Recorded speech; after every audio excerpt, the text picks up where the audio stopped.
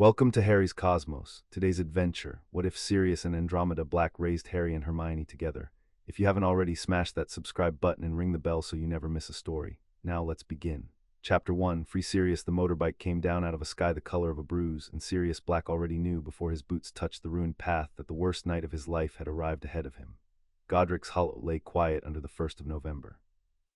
A church bell had rung the hour somewhere behind him. Now there was only the tick of cooling brick and the small wind that moved through a hole in the roof that should not have been there.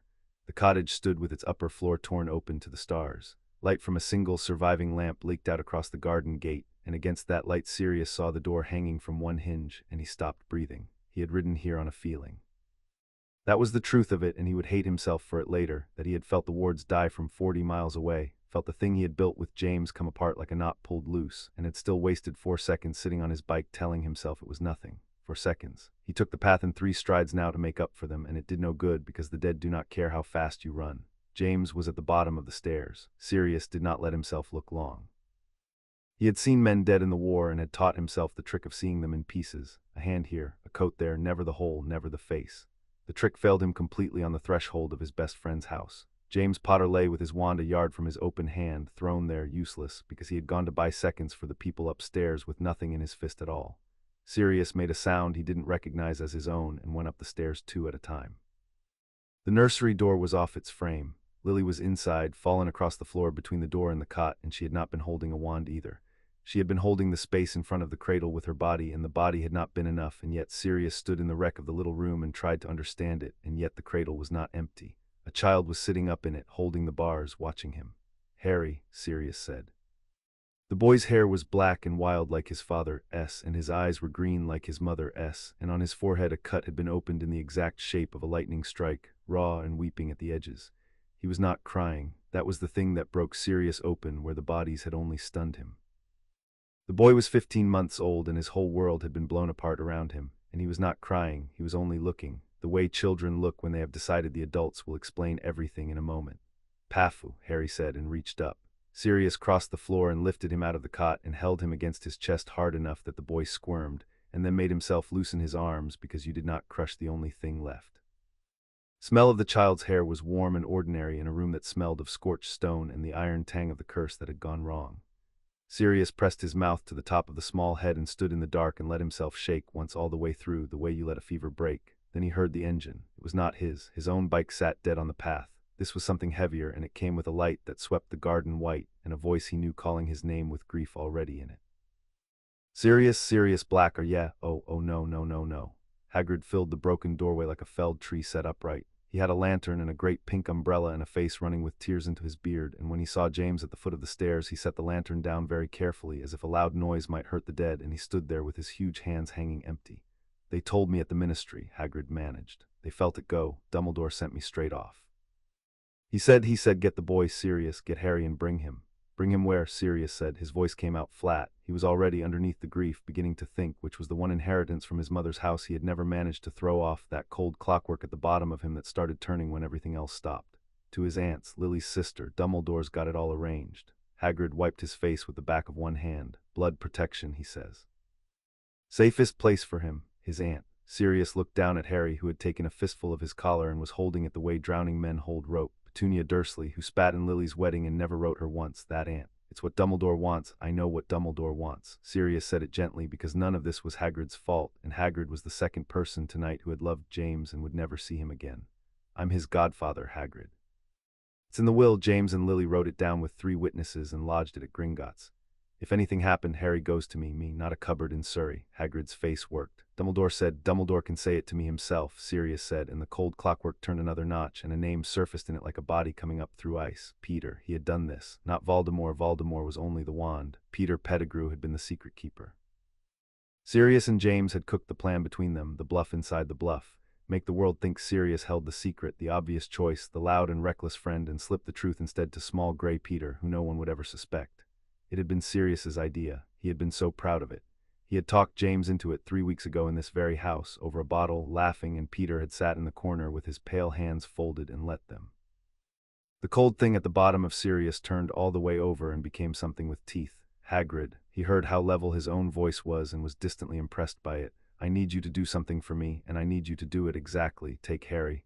Sirius, take him, hold him." He peeled the small fingers from his collar one at a time and put the warm weight of the boy into the crook of Hagrid's vast arm, where Harry vanished almost entirely, a black tuft above a hand the size of a dustbin lid. The wrench of it was physical. He felt it in his sternum. He made himself let go anyway. There. Good. Now listen to me. Pettigrew was the secret keeper, Peter. He sold them. He's going to run, and I know how he runs, and I am going to. He stopped. Because the clockwork, having handed him the name and the teeth, now handed him one more thing, and it was the only inheritance from his mother's house that he had ever been grateful for. He could see, laid out cold and clear, exactly how the next hour would go if he did what every screaming nerve in his body wanted him to do. He would take his bike and hunt Peter down. He would find him. He always found Peter. Peter was easy to find. That was rather the point of Peter. And he would corner him in some street and he would kill him. And there would be no one there to see it but the two of them, one of them dead at the end and one of them standing over the body with a wand and a motive and a reputation like a torch. Sirius Black of the Blacks, the one Death Eater that got away, they would say. They had been saying it about his whole family for 30 years. They would say it about him in an afternoon. And Peter, who could become a rat, who could vanish down a drain and grow back into a man in Albania, would have made very sure that whatever Sirius left of him pointed in the wrong direction. He would have his revenge, and it would cost him Harry. They would put him in Azkaban for murder, and they would put Harry in a cupboard in Surrey, and Peter would still, in the end, win. No. Grid, Sirius said, and his voice changed. The teeth went back in. Change of plan. I'm not chasing him. Hagrid blinked at him through the tears. Yea or not, I'm going to do something far worse to him. Sirius took the small enchanted mirror from his inner pocket. James's twin to it was somewhere in the wreck of this house, and he would not think about that and put it away again because James would not answer, and instead he drew his wand and conjured a patronus before the grief could close his throat. It came reluctantly. The great pale dog stood on the scorched floorboards, transparent and shining, and turned its head to him. Find Amelia Bones, Sirius told it. Madam Bones, head of the Department of Magical Law Enforcement, by her own hand, no one else. Tell her Sirius Black, the Potter's secret keeper, was Peter Pettigrew, not me. Pettigrew betrayed them tonight and is running now, and he is an unregistered animagus, a rat, common gray, a toe missing on the front foot. He will go to ground in a muggle place where there are crowds. Take him alive. I will surrender my wand to the first Auror who asks and swear it under Veritaserum. Tell her I am at Godric's Hollow with James's son and I am not going anywhere. He drew a breath. Go. The patronus wheeled and poured itself out through the broken roof like smoke going the wrong way up into the stars. Hagrid was staring at him. Yea, or given yourself up. I'm putting myself where the law can see me, Sirius said, instead of where Peter wants me. There's a difference, and it's the only thing that's going to save that boy from a childhood I wouldn't wish on a Malfoy. He looked at Harry, small and black-haired against the giant's chest, and something in his face must have shown, because Hagrid's enormous hand came up and rested for a moment on Sirius's shoulder, gentle as a feather despite everything. James, be proud, Hagrid said thickly. That's the cleverest stupid thing I ever heard a Black do. It surprised a sound out of Sirius that was nearly a laugh and nearly a sob and was, in the end, neither. Stay with me, he said, both of you, until they come. I don't— His voice cracked at last, just once, on the cold floor of the room where Lily Potter had died with her arms out. I don't want to be the only one here who's still breathing. So they waited, the three of them, in the broken house, while the church bell down the lane counted out the new month, and the stars wheeled in through the hole in the roof, and the only warm thing in all of Godric's Hollow was a 15-month-old boy who had stopped reaching for the dead and started at last to cry. They came within the hour, and they came in force, because Amelia Bones did not do things by halves. First Sirius knew of it was the garden filling with the muffled cracks of apparition, 6, 8, a dozen, and then the cottage was full of people in the deep red robes of the Auror office, and at the head of them a square-jawed woman with a monocle and an expression like a closed door, who took in the whole scene in one sweep, the bodies, the broken cot, the wanted man sitting on the floor with the famous child asleep at last against his chest, and who did not draw her wand. Black, said Amelia Bones. Madam Bones, Sirius held up his own wand slowly by the very tip and laid it on the floorboards between them and pushed it across to her boots. There, I want it on the record that I gave it freely, and that I asked for the Veritaserum myself. Behind her, a younger Auror Sirius half recognized already had his wand out and leveled, and behind him a great battered man with a chunk missing from his nose and one eye that rolled wetly in its socket, Mad-Eye Moody, who had taught half of these children and trusted none of them, was looking at Sirius with that revolving eye as if he could see straight through the front of his skull to whatever was written on the inside. He's tellin' the truth, Moody growled before anyone else could speak. Don't ask me how. 30 years of this, you get a nose for it, but we do it proper anyway. He clumped forward and looked down at Sirius and the sleeping child, and the rolling eye softened by some fraction that no one but Sirius would ever have caught. On your feet, lad, mind the boy. Bones crouched, picked up Sirius's wand, and turned it over in her fingers. Prior Incantado will tell us what this last cast, she said. If it's a killing curse, you'll hang, will or no will. If it's a patronus, she let it lie. We had your message 4 minutes after you sent it. I have teams in every Muggle street within 2 miles of Pettigrew's mother's house, which I gather is where sentiment will send him. If he is what you say he is, Black, we will have him before dawn, and you will be the man who handed him to us. If he is not, he is, Sirius said. Send your people to the drains. He'll be in the drains. He was, in the end, not in the drains, but the principle held. Sirius did not see the capture. He was at the ministry by then, in a white room with his wand on a table, and a vial of clear potion going down his throat 3 drops at a time, and Amelia Bones asking him questions in a flat voice while a quill wrote everything down. But he heard about it afterward, and the story went around the country within a week, and it lost nothing in the telling. Peter Pettigrew had run, as Sirius said he would, toward crowds and noise, toward the place where a clever man could turn a tragedy into a weapon. He had found a busy Muggle street the morning of the 2nd of November, and he had found, waiting on it, 12 Aurors who already knew that the small, frightened wizard about to make a scene could turn into a rat, and who had therefore brought with them, on Mad-Eye Moody's grim suggestion, a great many cats. Peter had screamed at the gathering crowd that Sirius Black had betrayed the Potters. He had got perhaps as far as the word betrayed before he understood that the Aurors were not arresting him for being a victim. He had gone for his wand, and then, when that failed, gone for the gas main beneath the street, the great cowardly stroke, 12 Muggles and himself in one blast, and the blame left smeared across an empty corner, and Moody had been waiting for exactly that, and had frozen the very air around the pipe before the curse could land, so that the explosion happened inside a bubble the size of a dustbin and harmed nothing but Peter's eyebrows. Then Peter had become a rat. And then the cats had been let out of the bags, quite literally, and there had been a brief, undignified, and conclusive chase across a Muggle road, and Peter Pettigrew had been scooped up by the scruff in the jaws of a Department of Magical Law Enforcement tabby and dropped, squirming and transforming and shrieking, at the feet of Amelia Bones. He had a toe missing on his front foot. That was the part Sirius cared about. 3 drops of Veritaserum, and the truth poured out of Sirius like water. 3 more, administered to a sobbing Peter under a binding that even his rat shape could not slip, and the truth poured out of him too, and the 2 truths fit together exactly, the way only true things do.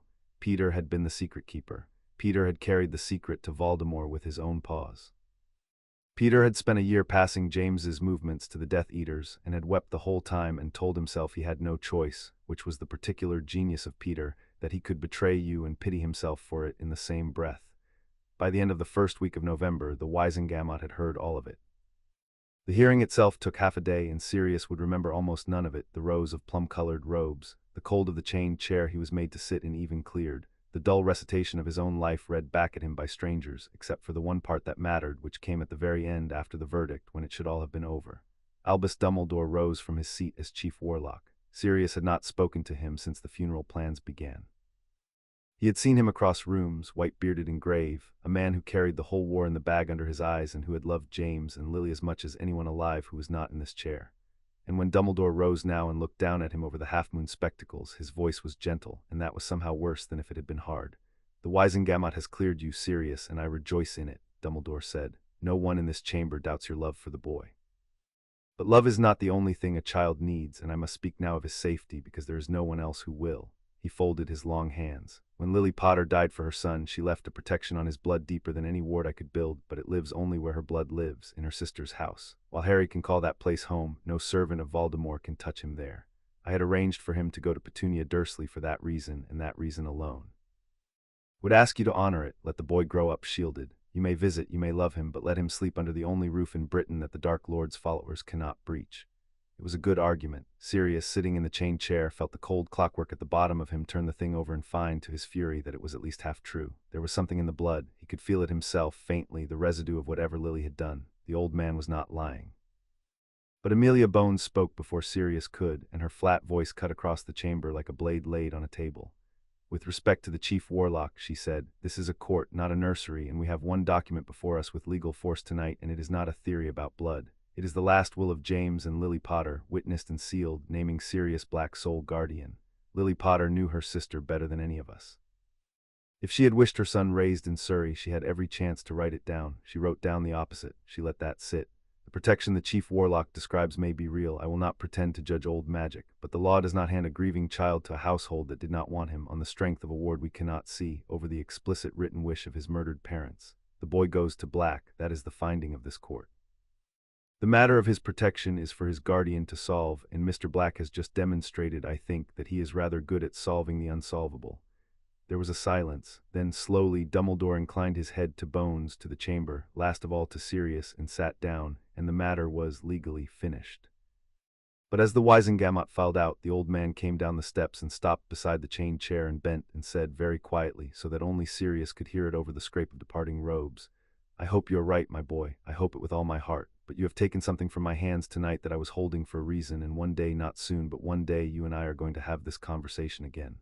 He straightened. "Raise him well, Sirius. We will all of us need him to have been raised well." And he was gone in a swirl of plum and a smell of lemon, leaving Sirius alone in the chair with the distinct sense that he had won something he would have to keep on winning. By the end of the second week, Peter Pettigrew was on a boat to Azkaban with a sentence that would keep him there until the sea froze, and Sirius Black walked out of the Ministry of Magic a free man, cleared on every count, his wand returned to his hand, and his name returned to his own keeping. He should have felt triumphant.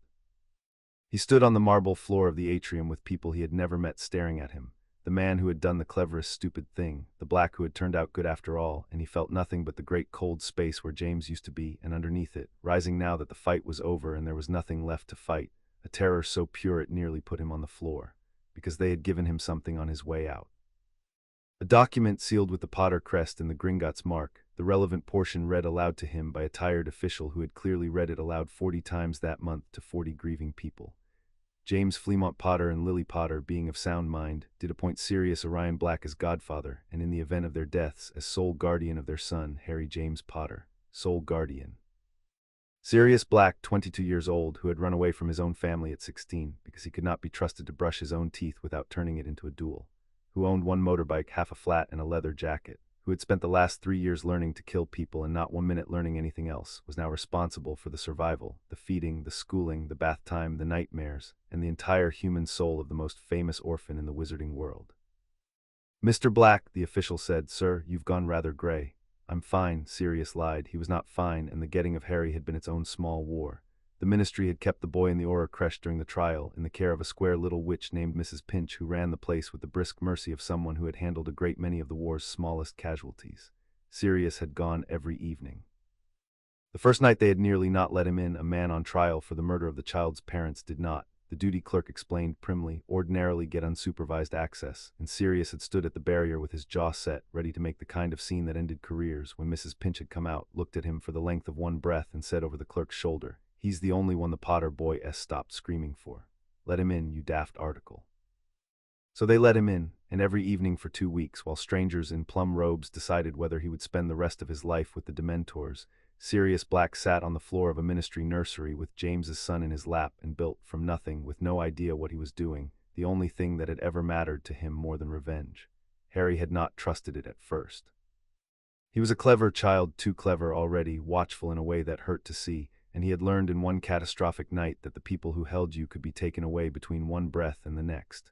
He would let Sirius pick him up and then sit rigid in his arms, waiting for it to end. It took 4 evenings before he relaxed.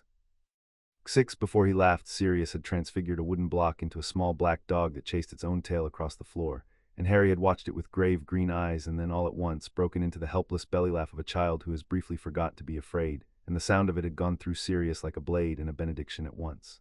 "That's it," he had whispered on the floor of the nursery, 22 years old and on trial for his life. "That's it, pup, you laugh. I'll handle the rest of it, you just laugh." He had meant it as a promise to the boy. He understood, sitting on that floor, that it was really a promise to James, the last one he would ever get to make him, and the only one that counted. So no, Sirius was not fine, and Harry was the thing he wanted and the thing that terrified him, and these two facts sat in him side by side and would not resolve. He took the boy home that night to his half-a-flat. He had bought in a panic the things the shop witch told him to buy: a cot, nappies, a tin of some dreadful-smelling paste that was apparently food, a stuffed dog because the irony pleased him even now. He laid Harry down in the new cot, and the boy looked up at the strange ceiling of the strange room, and his face crumpled, and he began to cry, the helpless, full-throated grief of a child who has lost his mother and does not have the words for it. And he cried for his mother, who was not coming, and Sirius Black stood over the cot with his arms hanging empty exactly as Hagrid's had hung empty in the cottage, and understood that he had absolutely no idea what to do. He picked Harry up. He walked him. He sang to him badly, a marching song the oars used, the only thing he could think of, and then a lullaby his own mother had certainly never sung to him, because the woman had not had a lullaby in her, and Sirius did not know where the words came from, but they came. Harry cried himself out against his godfather's shoulder somewhere around 3 in the morning and fell asleep mid-sob with his small fist closed in Sirius's shirt, and Sirius stood in the dark holding him and did not dare sit down in case he woke, and he thought, with the absolute clarity that comes only at 3 in the morning to people at the end of their strength, I cannot do this alone. It was not a thought he was used to. He had spent his life proving the opposite of it.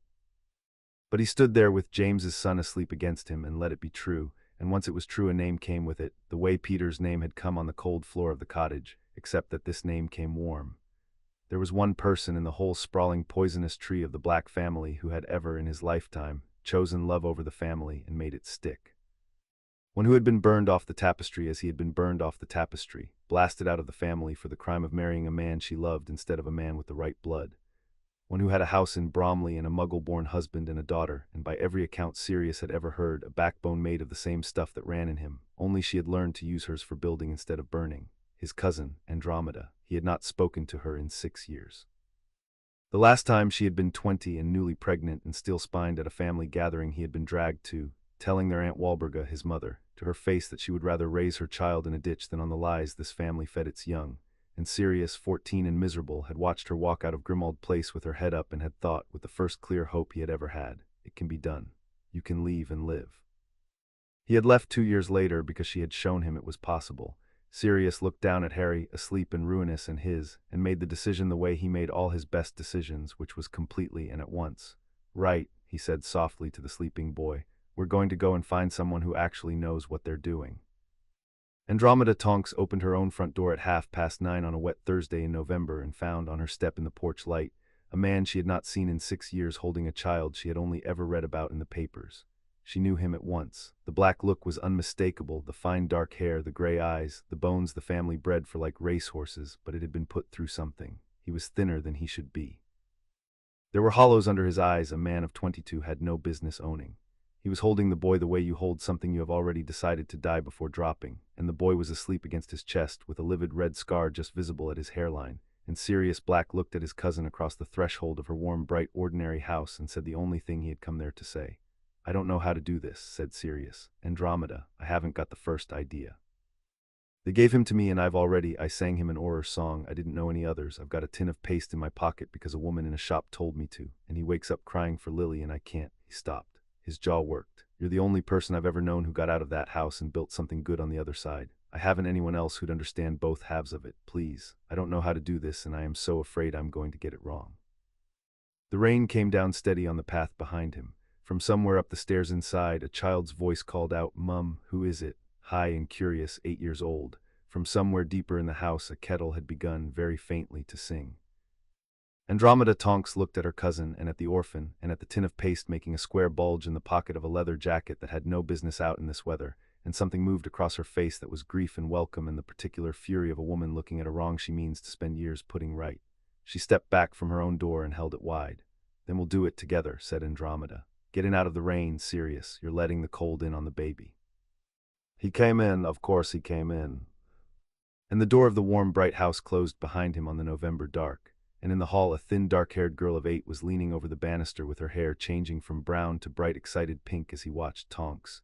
He would learn to call her Never Nymphadora on pain of tripping hexes. And from the kitchen, a broad, cheerful man with sandy hair and rolled-up sleeves leaned out, took in the whole scene at a glance, and said, in the voice of a man who has long since stopped being surprised by anything that comes through that door, right then. I'll get another cup. He looks like he could do with something stronger. Love, shall I tea, Ted? Said Andromeda, taking the sleeping child out of Sirius's arms with the unhurried competence of a woman who had done it 10,000 times, settling Harry against her shoulder so that he sighed and burrowed and did not wake. Tea first, the strong stuff after the boys are both down. Said Ted. Both, said Andromeda, and looked at Sirius, at the hollows under his eyes, at the leather jacket, at the 22 years, and the ruined face and the terror he was too proud to name, and had named anyway on her doorstep, and her mouth softened at one corner. We've 2 children in this house tonight, Ted. One of them is only smaller than the other.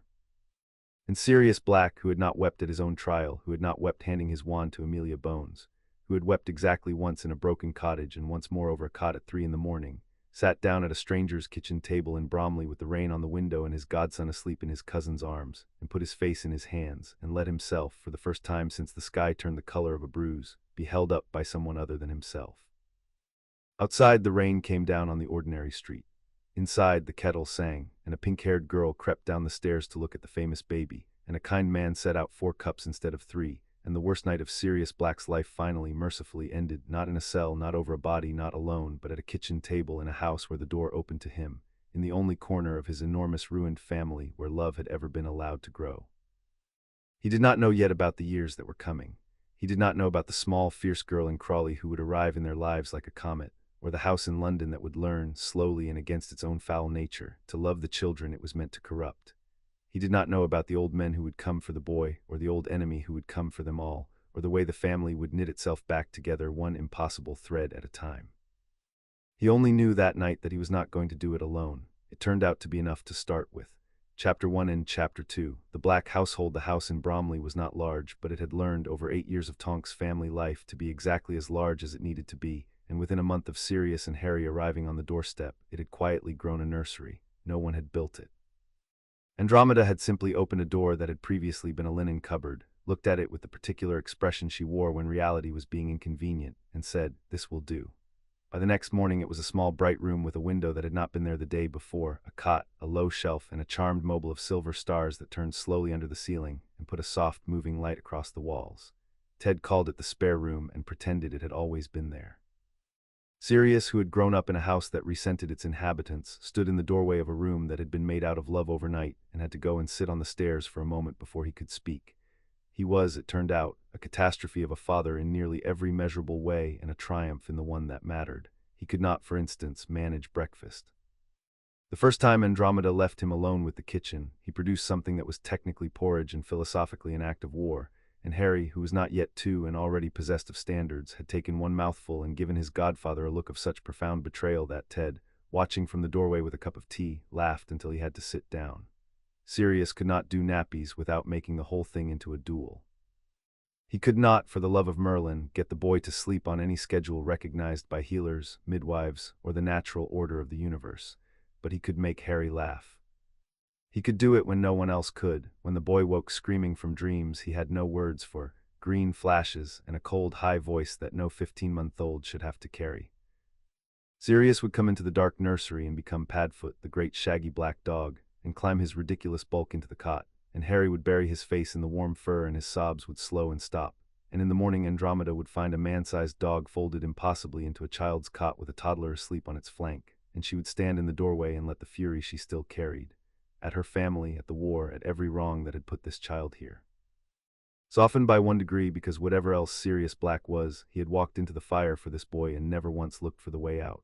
"You're going to spoil him," she told Sirius one morning, not meaning it. "He's been alive for a year and a half and watched his parents die," Sirius said, scratching Padfoot's recent ear, which he still had when he forgot to put it away. "I'm going to spoil him absolutely rotten, Andy, and I'd like to see you try and stop me."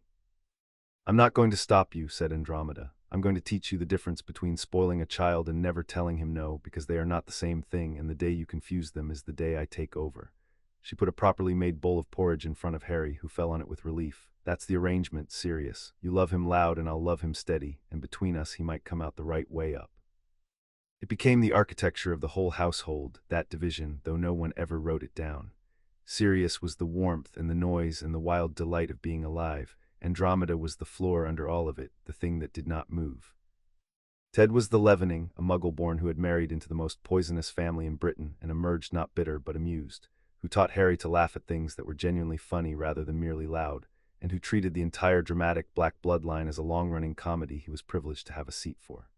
And Tonks was 8 and then 9, and she adored the baby with the total uncomplicated devotion of an only child who has unexpectedly been given a little brother. She changed her hair to whatever color made Harry laugh.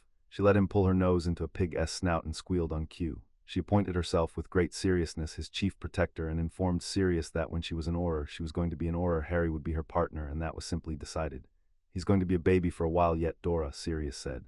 "I'll wait," said Tonks with the magnificent patience of the 9-year-old, and went back to teaching Harry to clap. Remus came in December the first time with snow on his shabby coat and his hands jammed in his pockets, and the careful blank face of a man braced to be turned away. He had not been sure he would be welcome. There had been in the dreadful first hours after Godric's Hollow, a moment when everyone had suspected everyone, when the only certainty had been betrayal and no one had known from which direction, and Remus had spent those hours alone in a cold flat thinking that all four of them were gone, James and Lily dead and Peter dead and Sirius the traitor, and that he was the last marauder left in a world that had eaten the other three. The truth, when it came, had been better and worse, better because Sirius was innocent, worse because Remus had, for the length of one terrible night, believed he was. Sirius opened the door, saw who it was, and did not say a single word. He simply stepped forward into the snow and put his arms around his friend and held on, and the two of them stood on the step in the falling white, two-thirds of a brotherhood that had been four and was now this, and neither of them spoke because there was nothing to say that the grip of the other's arms did not already say better. Then Sirius pulled back, gripped Remus by the shoulders, and said, "Right.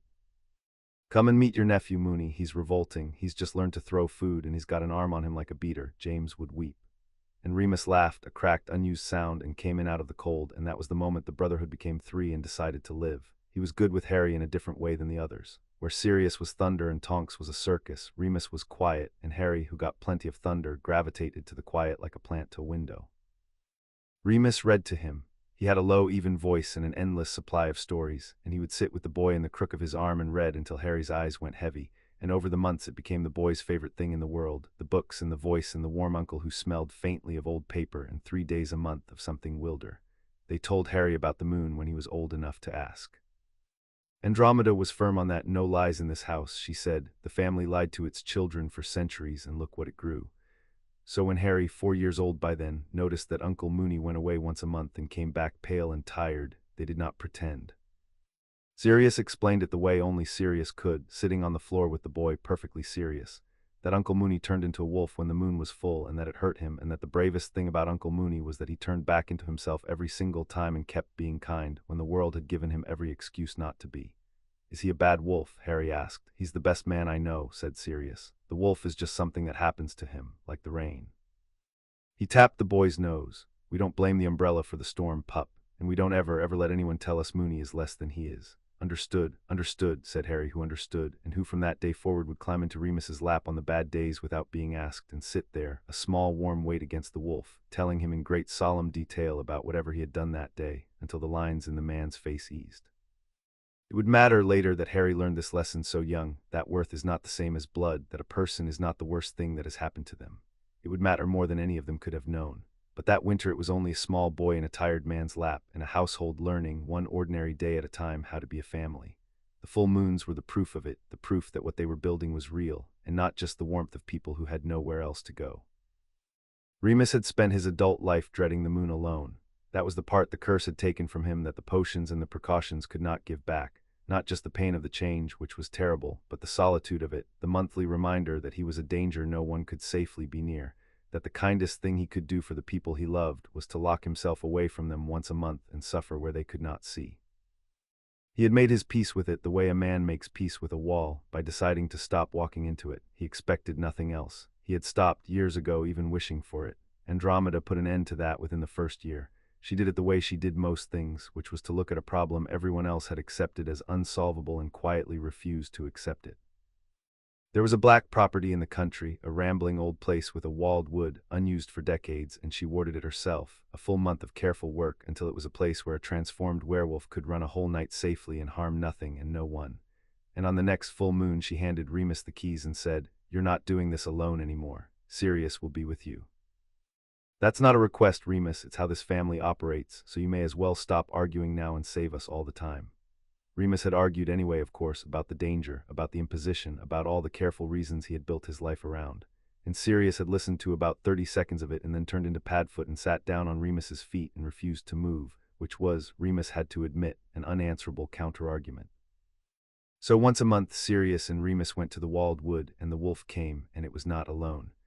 Padfoot ran with it all night, the great black dog and the wolf, 2 old friends from a school none of this should have survived, racing through the dark wood under the moon as they had when they were boys, and the world had not yet broken any of them. The wolf could not hurt the dog, and the dog would not leave the wolf, and the awful solitary agony that Remus had carried for 2 decades became, instead, a hard night with a friend, which is a different thing entirely. He still woke spent and aching on the cold ground at dawn. But he woke with Padfoot curled warm against his back, and he woke knowing he had not for once been alone in the dark, and the difference between those 2 mornings was the difference between a life and a sentence. And in the morning they came home, the two of them, gray and limping and grinning, and the household did the thing that healed Remus more than the warded would ever could. It did not flinch. Andromeda had a potion ready and a fire lit. Ted made an enormous breakfast and teased Remus about looking like something the cat dragged in, which no one had ever dared do about the moon, and which was somehow the kindest thing of all. And small Harry, who had been told the truth about Uncle Mooney and had decided it was simply a fact about a person he loved, would climb into the tired man's lap the moment he sat down, and pat his face, and tell him gravely that he was glad he was home, and that the moon was silly and he didn't like it, and ask whether Uncle Mooney wanted the good blanket. The first morning the boy did it, Remus Lupin had to hand him to Andromeda and leave the room, because a man who has spent 20 years believing he is a monster does not always know what to do when a child climbs trustingly into the monster's lap and asks if it wants the good blanket. He stood in the hall and put his hand over his mouth and shook, and Sirius found him there, and did not say anything, because there was nothing to say that the grip of a hand on a shoulder did not say better. "He's not afraid of me," Remus managed, finally. "I'm what's under the bed, Padfoot. I'm the thing they tell children about to frighten them, and he climbed into my lap and offered me a blanket." "Yeah," said Sirius, "that's the whole point of him, isn't it? That's the whole point of this." He squeezed his friend's shoulder. "We're raising children who aren't afraid of the right things, Mooney, who look at a werewolf and see their uncle. Who will look at the whole rotten lot of pure-blood nonsense one day and see it for exactly what it is, because they were raised by people who refused to be afraid of each other." He steered Remus back toward the kitchen, toward the fire and the breakfast and the boy with the blanket. "Come and eat. Your nephew saved you the good blanket. You can't refuse the good blanket. It'd break his heart." Remus came and ate and took the good blanket and let himself, one full moon at a time, be a person who was loved instead of a danger who was managed.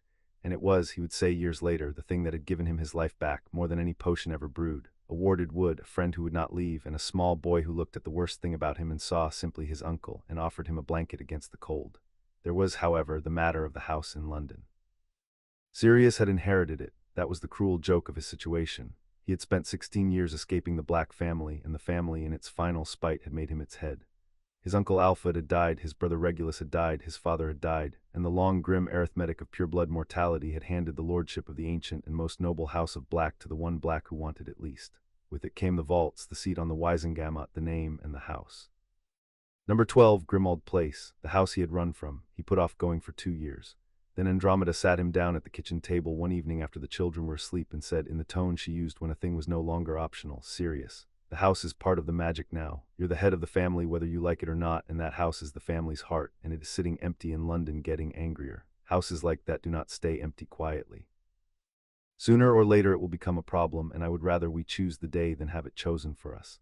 "I'm not raising Harry in that place," Sirius said. "I'd burn it down first. I'm not asking you to raise him there. I'm asking you to go and take its measure, claim it properly as its lord so it knows who its master is, because right now it has no master, and a Black house with no master is a dangerous thing." She held his eyes. "I'll come with you. We'll go together the way we do everything else." So they went on a gray Saturday, leaving the children with Ted, and they apparated into the dingy little square in the heart of London where the houses leaned together like conspirators, and they watched number 12 unfold itself out of the gap between 11 and 13, swelling into existence brick by sullen brick, and Sirius felt his whole childhood rise up his throat like sickness. It was worse inside. The hall was a long dark throat of a thing, the gas lamps guttering blue, the air thick with dust and the particular smell of a house that has been brooding. The heads of dead house elves hung mounted on the wall, their faces frozen in expressions of obsequious agony. And as they crossed the threshold, the curtains at the end of the hall flew apart and the portrait behind them came awake and began, immediately at the top of its considerable voice, to scream, "Filth, blood, traitors! How dare you set foot, abominations, defilers of my house?" It was Walburga, Sirius's mother, dead these several years and yet not nearly dead enough, her painted face purpling with rage, her painted eyes finding her son and filling with a hatred so pure it was almost a kind of love, in that it was the only emotion she had ever offered him with her whole heart. "You," she shrieked. "Stain of dishonor, shame of my flesh, you dare come back, you dare bring her." The eyes swung to Andromeda, the other one, the one who whelped a mongrel on a mudblood. "Oh, the two of you, the very worst of my blood, crawling back into my house." And Sirius, who had spent his childhood flinching from that voice, who had heard it in his nightmares for 2 decades, stood in the cold hall and felt something he had not expected. He felt nothing. Or not quite nothing. He felt the way you feel passing the house you grew up afraid in and finding it smaller than you remembered. She was a painting. A loud, vicious, pitiable painting, screaming the same poison she had screamed all her life and somewhere in the last 2 years, holding a small boy through his nightmares and building a family out of nothing in a warm house in Bromley. Sirius Black had simply stopped being afraid of her. "Hello, Mother," he said. The portrait choked on its own venom. "You want to know," Sirius went on, walking down the hall toward her, his voice almost pleasant, "that I'm raising James Potter's son. Half-blood, and that Andromeda's helping me with her muggle-born husband and her metamorph magus daughter in a nice little house full of love, which I realize is a foreign concept to you, so let me put it in terms you'll understand. Every single thing you spent your life trying to prevent, Mother, I'm now doing on purpose in your name as Lord Black. And there's not one thing you can do about it." He stopped directly in front of the screaming portrait and smiled at it, and it was not a kind smile, but it was a free one. "I used to be so frightened of you, imagine that." The portrait was still shrieking, but it had lost something, its audience, perhaps the fear it fed on. Andromeda came to stand beside her cousin, and the two of them, the two great failures of the House of Black, looked up at the woman who had tried to break them both. "We should seal her," Andromeda said, "properly, not just curtains." "Eventually," said Sirius, "when I work out how." The old cow's stuck to the wall with a permanent sticking charm and a great deal of spite. He turned from the portrait, dismissing it, and the dismissal hurt Walburga more than any curse could have. "Come on, let me claim the bloody thing and we'll get out of here." The claiming itself was old magic, and it was the first time Sirius felt the other thing in the house, the thing under the dust and the malice, the deep slow pulse of the family magic that the Blacks had been pouring into these walls for 300 years. He stood at the foot of the grand staircase, beneath the tapestry that covered the entire wall of the drawing room above, and he spoke the words his father had made him memorize at 7 and that he had sworn never to use, and the house answered. It was not gentle, the walls seemed to lean in, the gas lamps flared. Something vast and old turned its attention to him, suspicious, testing, running, he understood, through his blood, reading him the way a key is read by a lock, looking for the marks of the family in him and finding them, and finding also everything he had become, everything Walburga hated, the warmth and the rebellion and the half-blood boy he was raising, and for one long moment the house seemed to hesitate, as if deciding whether to accept a master who was everything it had been built to despise. Then grudgingly, with a great shudder that ran through the whole structure, it yielded. The gas lamps steadied, the pressure eased. Sirius Black was, magically and irrevocably, the lord of the house. He stood there breathing hard, and Andromeda put a hand on his arm. "It accepted you," she said quietly. "It accepted me," Sirius agreed. "It's not happy about it." He looked up the dark stairwell at the tapestry he could just see at the top, the great map of the family with its scorch marks where the disowned had been blasted away, his own face among them, and Andromeda's. "It's going to take years to make this place anything but a tomb, Andy." "Then we have years," said Andromeda. "Come home, Sirius. The children will be wanting their tea, and this house can wait. It's good at waiting." They left it brooding in its square and went home to Bromley, to the warm, bright house that had grown a nursery overnight, and Sirius did not go back to Grimmauld Place for a long while. But something had changed. He had faced it and not flinched, and the house, in its cold, patient way, had begun, though none of them knew it yet, to wait for the children. Houses like that always know when something is coming. They feel it in their stones. Hermione Granger came into their lives the way she would do most things in her life, suddenly, completely, and by setting something on fire. It was the spring of 1984. She was 4.5 years old, the only child of 2 dentists in Crawley, a serious small girl with a great deal of brown hair and a vocabulary that frightened the other children at nursery, and on a Tuesday afternoon a man broke into the Granger home through the back door while her mother was upstairs. What happened next went into the ministry records as a Category 3 accidental magic event, which was the designation reserved for incidents involving significant property damage, exposure risk, and a frightened child. What happened, in fact, was that the burglar took 2 steps toward the staircase, and a 4-year-old girl came out of the front room and saw a stranger in her house between her and her mother, and was more afraid than she had ever been in her short life, and the kitchen behind her exploded. Not the kitchen, exactly, every drawer in it. Every cupboard, every cabinet, every appliance, all of it flying open at once and discharging its contents across the room in a single roaring instant. Knives, pans, the toaster, a hail of cutlery, all of it converging on one terrified man, who fled out the back door he had come in by, screaming, pursued down the garden by a self-propelled rolling pin and a great many forks. He was found by Muggle police 2 streets away, gibbering, and was eventually convicted of burglary, and never, to his dying day, persuaded a single soul of his account of how he had been driven off.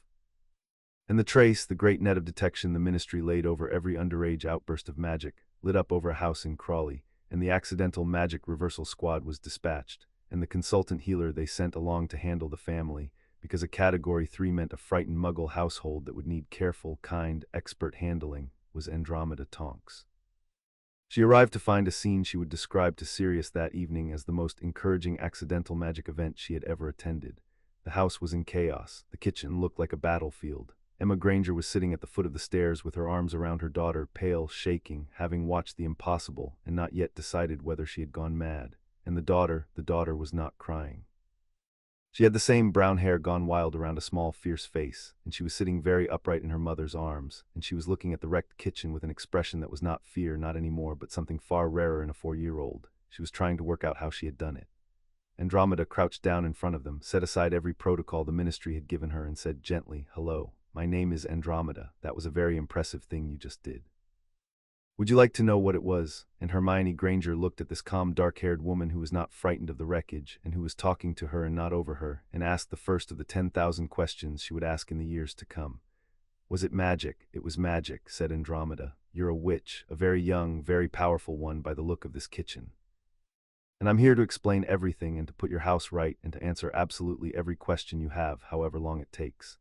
She glanced up at Emma Granger, whose face was doing complicated things. "Both of you, I promise you that no one is in any danger, that your daughter is not broken or cursed or in any trouble whatsoever, and that what happened today is in its way wonderful. Now, shall I start with the kitchen or with the questions?" "The questions," said Hermione instantly. "The kitchen," said Emma faintly. "I think, please, the kitchen." "Both," said Andromeda, and smiled and got to work. She was there for 4 hours. She mended the kitchen with a flick that made Emma sit down hard. She made tea, proper tea, in the Granger kitchen with Granger tea bags, an ordinary act that did more to calm 2 terrified muggles than any amount of magic, and she sat at their table and explained the wizarding world to them with a patience and a respect that the Grangers, who had braced for either a cover-up or a kidnapping, found almost unbearably moving. She did not condescend. She did not minimize. When Dan Granger came home white-faced from his surgery, summoned by a frantic call, she explained it all again and answered his sharp dentist's questions about how and whether it was safe and what it meant with the same unhurried respect. And she watched the little girl. She could not help it. Andromeda had 30 years of magic behind her and an instinct for power, and the child sitting at the table absorbing every word like dry ground taking rain, asking questions that a first-year Hogwarts student would not think to ask, already trying to build a model of how the whole impossible thing fit together, set off every alarm of recognition Andromeda had. Not a danger, the opposite. A mind like that came along perhaps once in a generation, and it had just landed, terrified and luminous, in a dentist's kitchen in Crawley, and somebody was going to have to make sure it was nurtured and not crushed. "She'll get a letter," Andromeda told the Grangers, "when she's 11, to Hogwarts, our school. But that's 7 years away, and 7 years is a long time for a child to know she's different and have no one to be different with. There are families, wizarding families, who help with this, who let Muggle-born children grow up knowing what they are, so it isn't such a shock." She hesitated, and then, because she had never in her life been able to leave a child to fend for itself, she said, "I have a little boy at home about her age. He's a wizard too. If you'd ever like her to meet another child who shares this, to have a friend who simply understands, my door is open. No obligation, but the offer is real." Dan and Emma Granger looked at each other across their mended kitchen, and at their daughter, who had stopped asking questions for once and was watching Andromeda with naked hope, and Emma said, "What's your little boy's name?" "Harry," said Andromeda. They met 3 weeks later on a Sunday in the Tonks' back garden in Bromley. It should not have worked. They were 3 and 4, an age at which children mostly play alongside one another rather than with, and there was every reason to expect a polite hour of parallel sandcastles, and then a return to their separate lives. The adults arranged themselves on garden chairs with tea and the wary friendliness of parents on a first playdate, Dan and Emma Granger sitting carefully upright among the strangest people they had ever met, and watched the 2 children be introduced.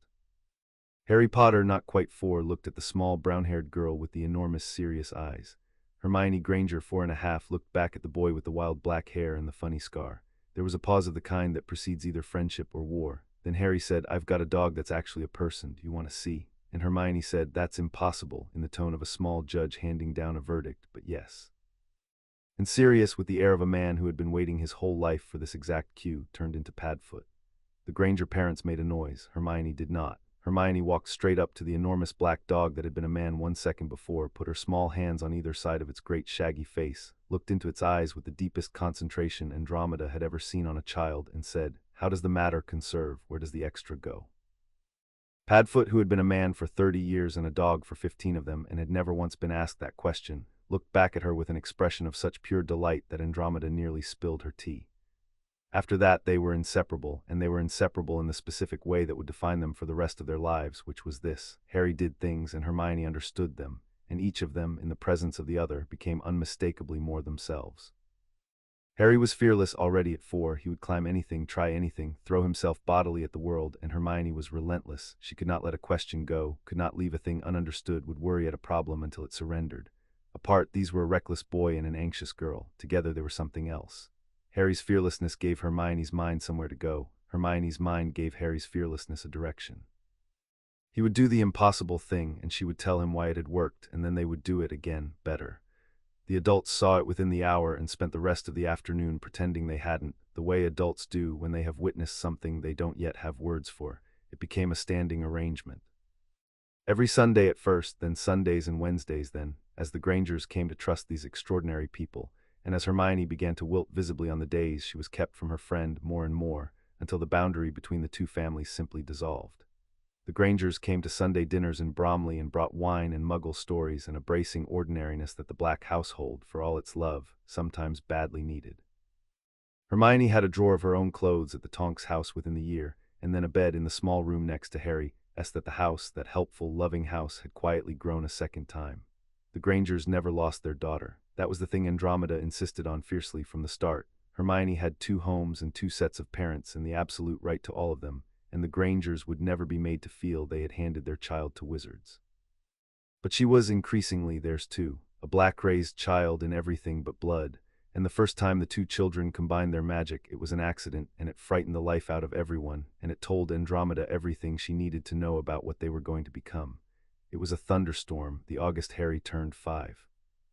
The 2 children had been put down for an afternoon nap in Harry's room, and had of course not napped, but lain awake whispering as they did, building one of the elaborate shared worlds they were always building.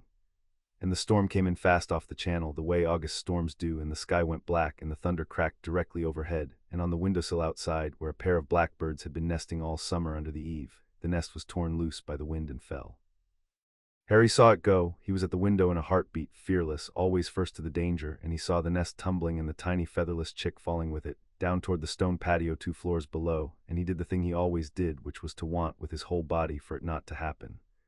And Hermione, beside him, did the thing she always did, which was to understand in the same instant exactly what was needed. What the adults heard downstairs was the thunder, and then a silence that was somehow louder, a pressure that made the windows hum and the teacups ring in their saucers. They were up the stairs before they knew they had moved. They threw open the door of Harry's room to find the 2 children standing at the open window in the driving rain, hands joined, neither of them could have said who reached for whom. And below the window, hanging in the air 3 feet above the killing stone, perfectly still in the middle of the storm, was a blackbird chick, cradled in nothing, held up by nothing, suspended on the joined will of 2 5-year-old children who did not yet know that what they were doing was supposed to be impossible. Harry was white with effort. Hermione's lips were moving, not a spell. She had no spells, just the shape of her certainty. This is how it works, this is how it holds, and between them the magic poured out, his force and her form, raw and enormous and absolutely controlled, and the tiny bird hung in the rain, safe. Don't startle them, Andromeda breathed, throwing out an arm to stop Sirius rushing in. Whatever you do, don't, but the children had already felt the adults. Harry turned his head and the spell did not break. That was the part Andromeda would remember for the rest of her life. The part she described to Sirius that night with her hands not quite steady. The spell did not break because the boy did not let it. He looked at Andromeda with desperate green eyes and said, "We can't get it back up to the nest. We can hold it, but we can't reach." So Andromeda crossed the room very slowly and reached out of the window past the 2 children, past the impossible floating bird, and lifted the chick gently out of the cradle of their magic and set it back among its siblings under the eave. And only when it was safe, only then did the children let go, both of them at once, and the pressure released, and the window stopped humming, and Harry and Hermione sagged against each other, exhausted, soaked, triumphant, 5 years old. "We saved it," Harry said. "We saved it," Hermione agreed, and then with the first stirrings of the mind that would one day make her the most formidable witch of her generation. "How did we do that? We need to find out how we did that." That night, after both children were finally deeply asleep in the same bed as it happened, which no one had the heart to change, Andromeda sat at the kitchen table with Sirius and Ted and Remus and a bottle of Ted's good wine, and told them what she had seen and what it meant. "Wandless magic joined at 5, she said, "held under stress with adults in the room without breaking. Sirius, I have never heard of it, not children. The strongest adult wizards I know couldn't have held that bird through that storm with their wands, let alone their bare hands, let alone 2 of them together without ever having practiced." She turned her glass slowly. I keep telling myself I'm exaggerating because I love them. And then I remember the kitchen in Crawley and the bird, and I stop telling myself that. What are you saying? Remus asked quietly. Andromeda looked at the dark window where the storm had passed and the stars had come out over the ordinary street. I'm saying that the two children asleep upstairs are going to be powerful in a way the world has not seen in a long time, she said. Together more than apart, they're a circuit, those two, and I don't think either of them is whole without the other anymore, and they're 5, so they don't even know it's unusual. And I'm saying that power like that does not stay quiet. People will notice. People always notice. She met Sirius's eyes. So we'd better make very sure they're raised right, loved and grounded and good. Because the alternative, power like that without the love, we both grew up in that house, Sirius. We know exactly what that grows. There was a silence at the table. Outside, the storm-washed night was clean and quiet. Upstairs, 2 children slept tangled together, dreaming the same dream as they had begun lately to do. Then we raised them right, said Sirius, loud and steady, same as the arrangement. Same as the arrangement, Andromeda agreed, and they drank to it, the 4 of them, in the warm kitchen of the house that loved them. And none of them noticed, because there was no way they could have, that 200 miles away in a square in London, the great tapestry of the House of Black had stirred in its dust and shivered and begun very faintly to glow. In a drawing room of a different sort, that same season, a pale man in immaculate robes set down a letter and frowned. Lucius Malfoy did not frown often, it was bad for the face.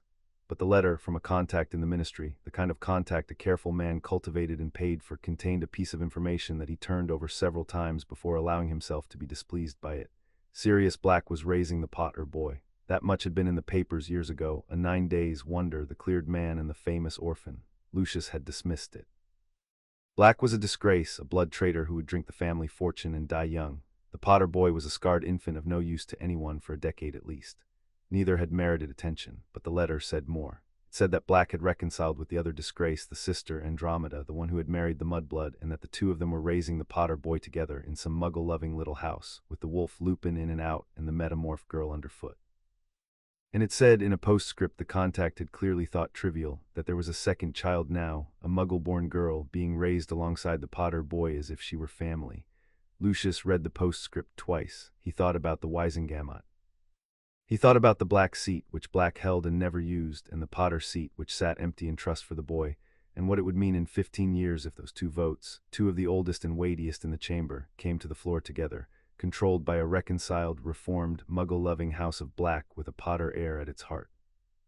He thought about how much quiet work he had done these last years to make sure the chamber tilted the way the old families needed it to tilt, and about how a thing like that, a block like that, growing up loved and loyal and out of his reach, could undo a great deal of patient work. It was nothing yet. The children were infants. The block was a decade and more away. A lesser man would have set the letter aside. Lucius Malfoy did not set it aside. He summoned his quill and a fresh sheet of the heavy cream paper he favored, and he began in his fine cold hand to make a list of the people in the ministry whose opinions about Black's fitness as a guardian might in time be cultivated, and of the old laws, the dusty inheritance statutes and guardianship precedents that no one had looked at in a century, which a sufficiently patient man might one day find a use for. He was a patient man. He had nothing but time, and so, he reflected, did his enemies, but they did not yet know they were his enemies, and that for now was advantage enough. He folded the list and sealed it and put it in the locked drawer where he kept the things he was not yet ready to use. Then he went up to the nursery where his own son lay sleeping, a white blonde scrap of a boy named Draco, and stood over the cot for a moment with an expression that, on a warmer man, might have been love. "You'll have rivals, my boy," he said softly to the sleeping child. "Best we deal with them early." Then he turned off the light and went to bed, and the great machine of his patience began, very quietly, to turn 200 miles from a warm house in Bromley where 2 children slept tangled together, dreaming the same dream, with no idea that anyone in the world had begun to think of them as a problem to be solved. Chapter 2 and Chapter 3, Growing Up Black. By the time Harry was 7, the household had worked out who taught what. It had happened without a meeting, the way the best arrangements do. Andromeda taught control, not spells. The children were years from wands, but the older and harder discipline of how to hold magic when it wanted to leap. She would sit with them at the kitchen table with a candle flame between them and have them make it brighter and dimmer with nothing but attention, over and over, until the wildness in them learned to answer a steady hand. Power is easy, she told them. Any fool can blow up a kitchen. Control is the whole of the art. The strongest witch in the world is the one who can decide not to. Sirius taught the opposite, more or less, and the 2 of them between them made something whole. Sirius taught flying and mischief and how to fall, and the deep Black family defensive magic that he had hated learning and had turned, in his own hands, from a weapon of fear into something almost joyful. He taught them to duel gently, with cushioning charms thick on every wall, and he taught them, without ever quite saying so, that the point of being powerful was to stand between the strong and the weak, and not the other way round. Remus taught theory. He had the largest private library either child had ever seen, and he opened all of it to them, and where Sirius said try it and Andromeda said control it, Remus said understand it. He answered Hermione's questions for hours at a stretch and never once made her feel she had asked too many. He gave Harry books about the things he loved, brooms and beasts and the great duels of history, and watched a boy who the world assumed would be a reckless flyer become, quietly, surprisingly well-read. Ted taught the world. This was, all of them agreed, the most important subject and the one no purely magical household could have provided. Ted Tonks took the two small wizards out into Muggle Bromley and showed them buses and telephones and the public library and the way ordinary people lived without a drop of magic. And he taught them by example, never by lecture, that there was nothing lesser about it, that his own parents had built decent, honorable lives with their hands and their wits and no wand between them, and that anyone who told the children otherwise was a fool to be pitied, not feared. He also taught them chess ruthlessly, refusing to let either child win until they had earned it, and it was over a chessboard that Hermione first learned to think 3 moves ahead, and Harry first learned to lose without sulking, both of which would matter more than either of them could have guessed. And Tonks taught them how to break rules. She was a teenager now at Hogwarts most of the year, a Hufflepuff with terrible marks in everything except defense and transfiguration, in which she was frankly alarming. She came home for the holidays like a weather system, and she taught the children all the things the adults wouldn't: how to sneak about, how to talk your way out of trouble, how to turn your hair a color that made grown-ups underestimate you. She was their disreputable older sister, and they worshipped her. And the day she came home with a Hogwarts letter announcing she made the Auror track was the day Harry, 8 years old, announced to the entire dinner table that he was going to be an Auror too, and Tonks reached across the roast and shook his hand and said, "Partners," like I said, as though no time had passed at all.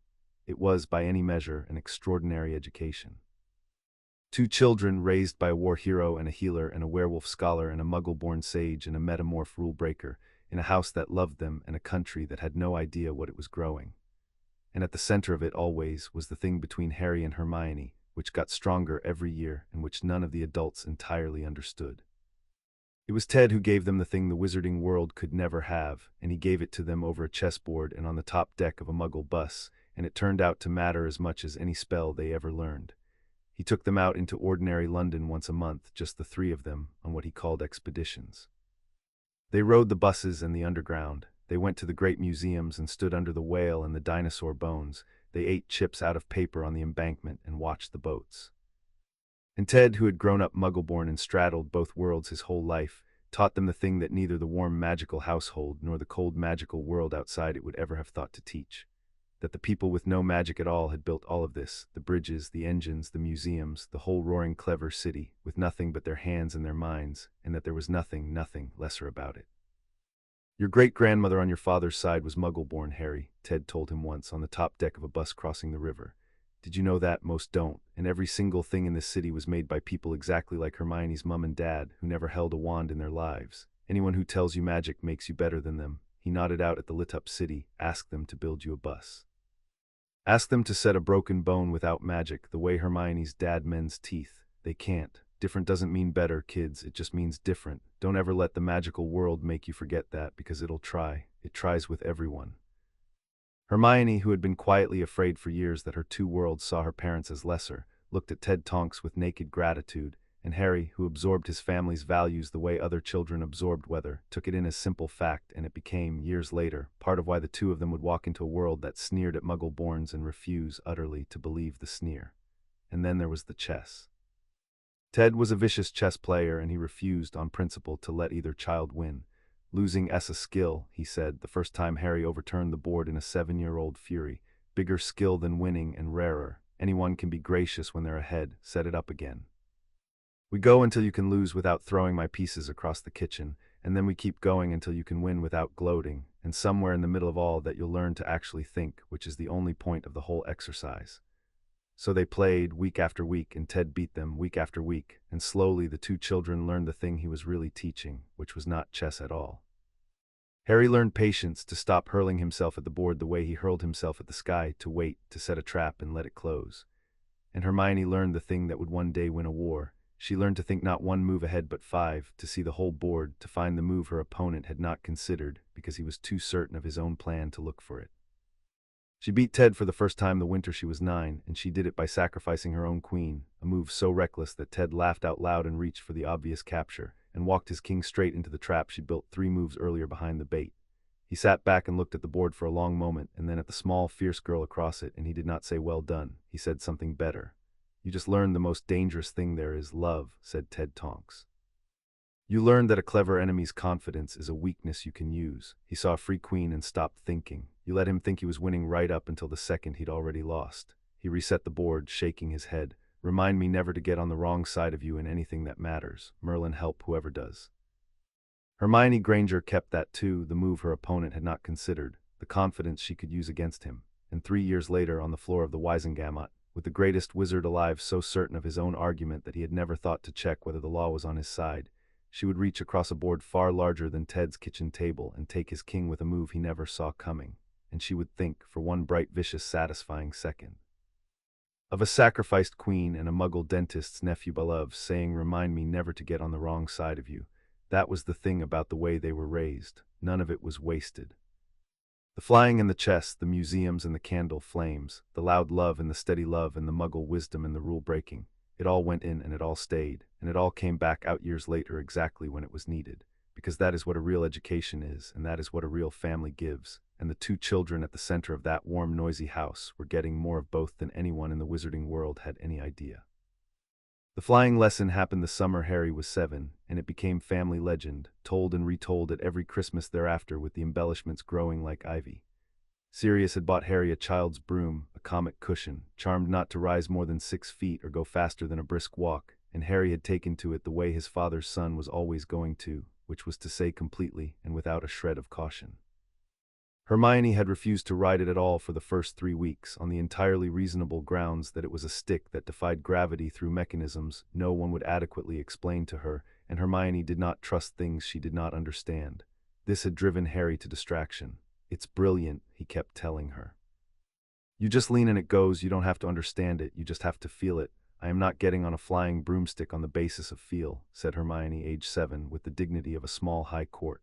So Harry, being Harry, had decided to prove it was safe by doing something spectacularly unsafe. He waited until the adults were occupied. He took the broom out into the garden. And he disabled the safety charm, which he should not have been able to do, which a 7-year-old absolutely should not have been able to do, except that Harry had watched Sirius cast it and had a flyer's intuition for exactly the wrong thing, and he tapped the charm in the place that felt loose and felt it give, and then he kicked off the ground and went straight up. Hermione, watching from the back step, screamed. The scream brought the adults at a dead run, and they arrived in the garden to find Harry Potter 40 feet in the air and climbing, whooping with delight, utterly fearless, the broom shuddering under him because a comic cushion was never built for this and was beginning to come apart, and below him, white-faced, both hands pressed to her mouth, Hermione, who had understood in one glance exactly what Harry had not, that the broom was failing, that the boy was about to fall, and that he was 40 feet up.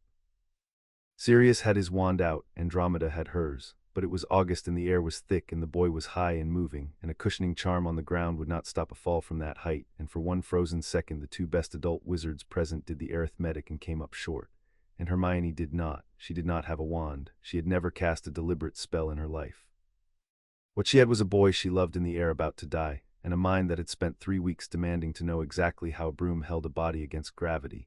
And so, when the broom finally broke and Harry fell, Hermione already knew, in the wordless certain way the bird in the storm had taught them both, precisely what was needed. She threw out her hand. The air beneath Harry thickened.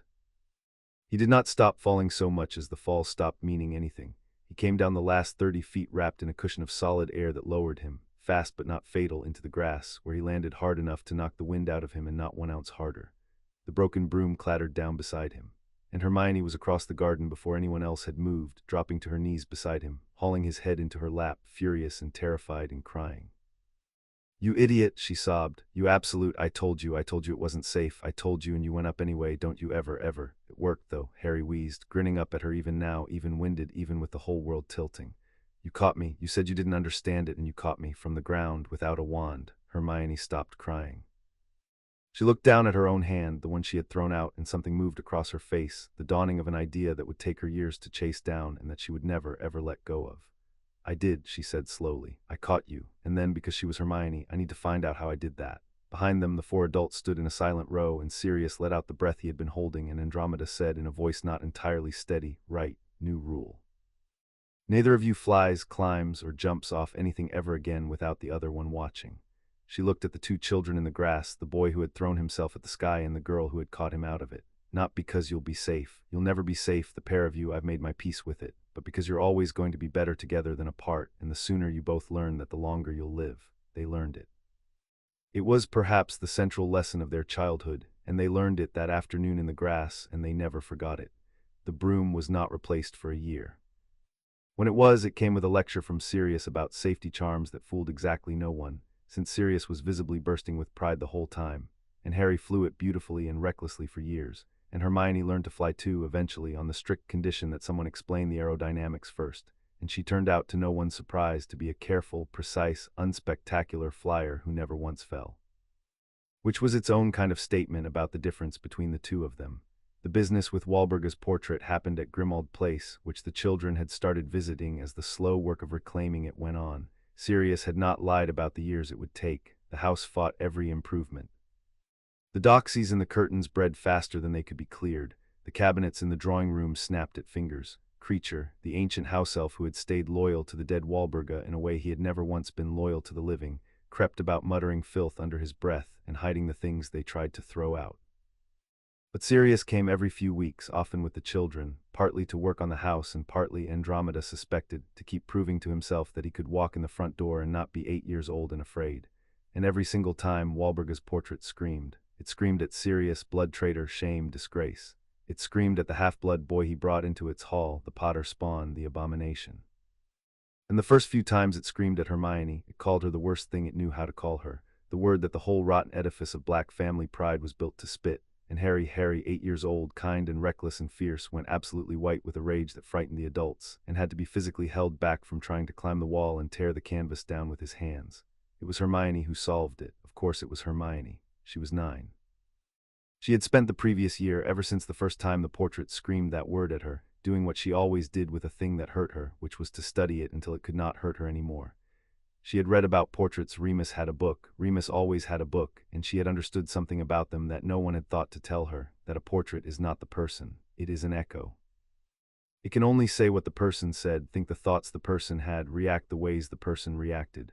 A portrait, however vicious, is a closed loop. It cannot learn. It cannot be surprised by a genuinely new idea because it has no capacity to form one.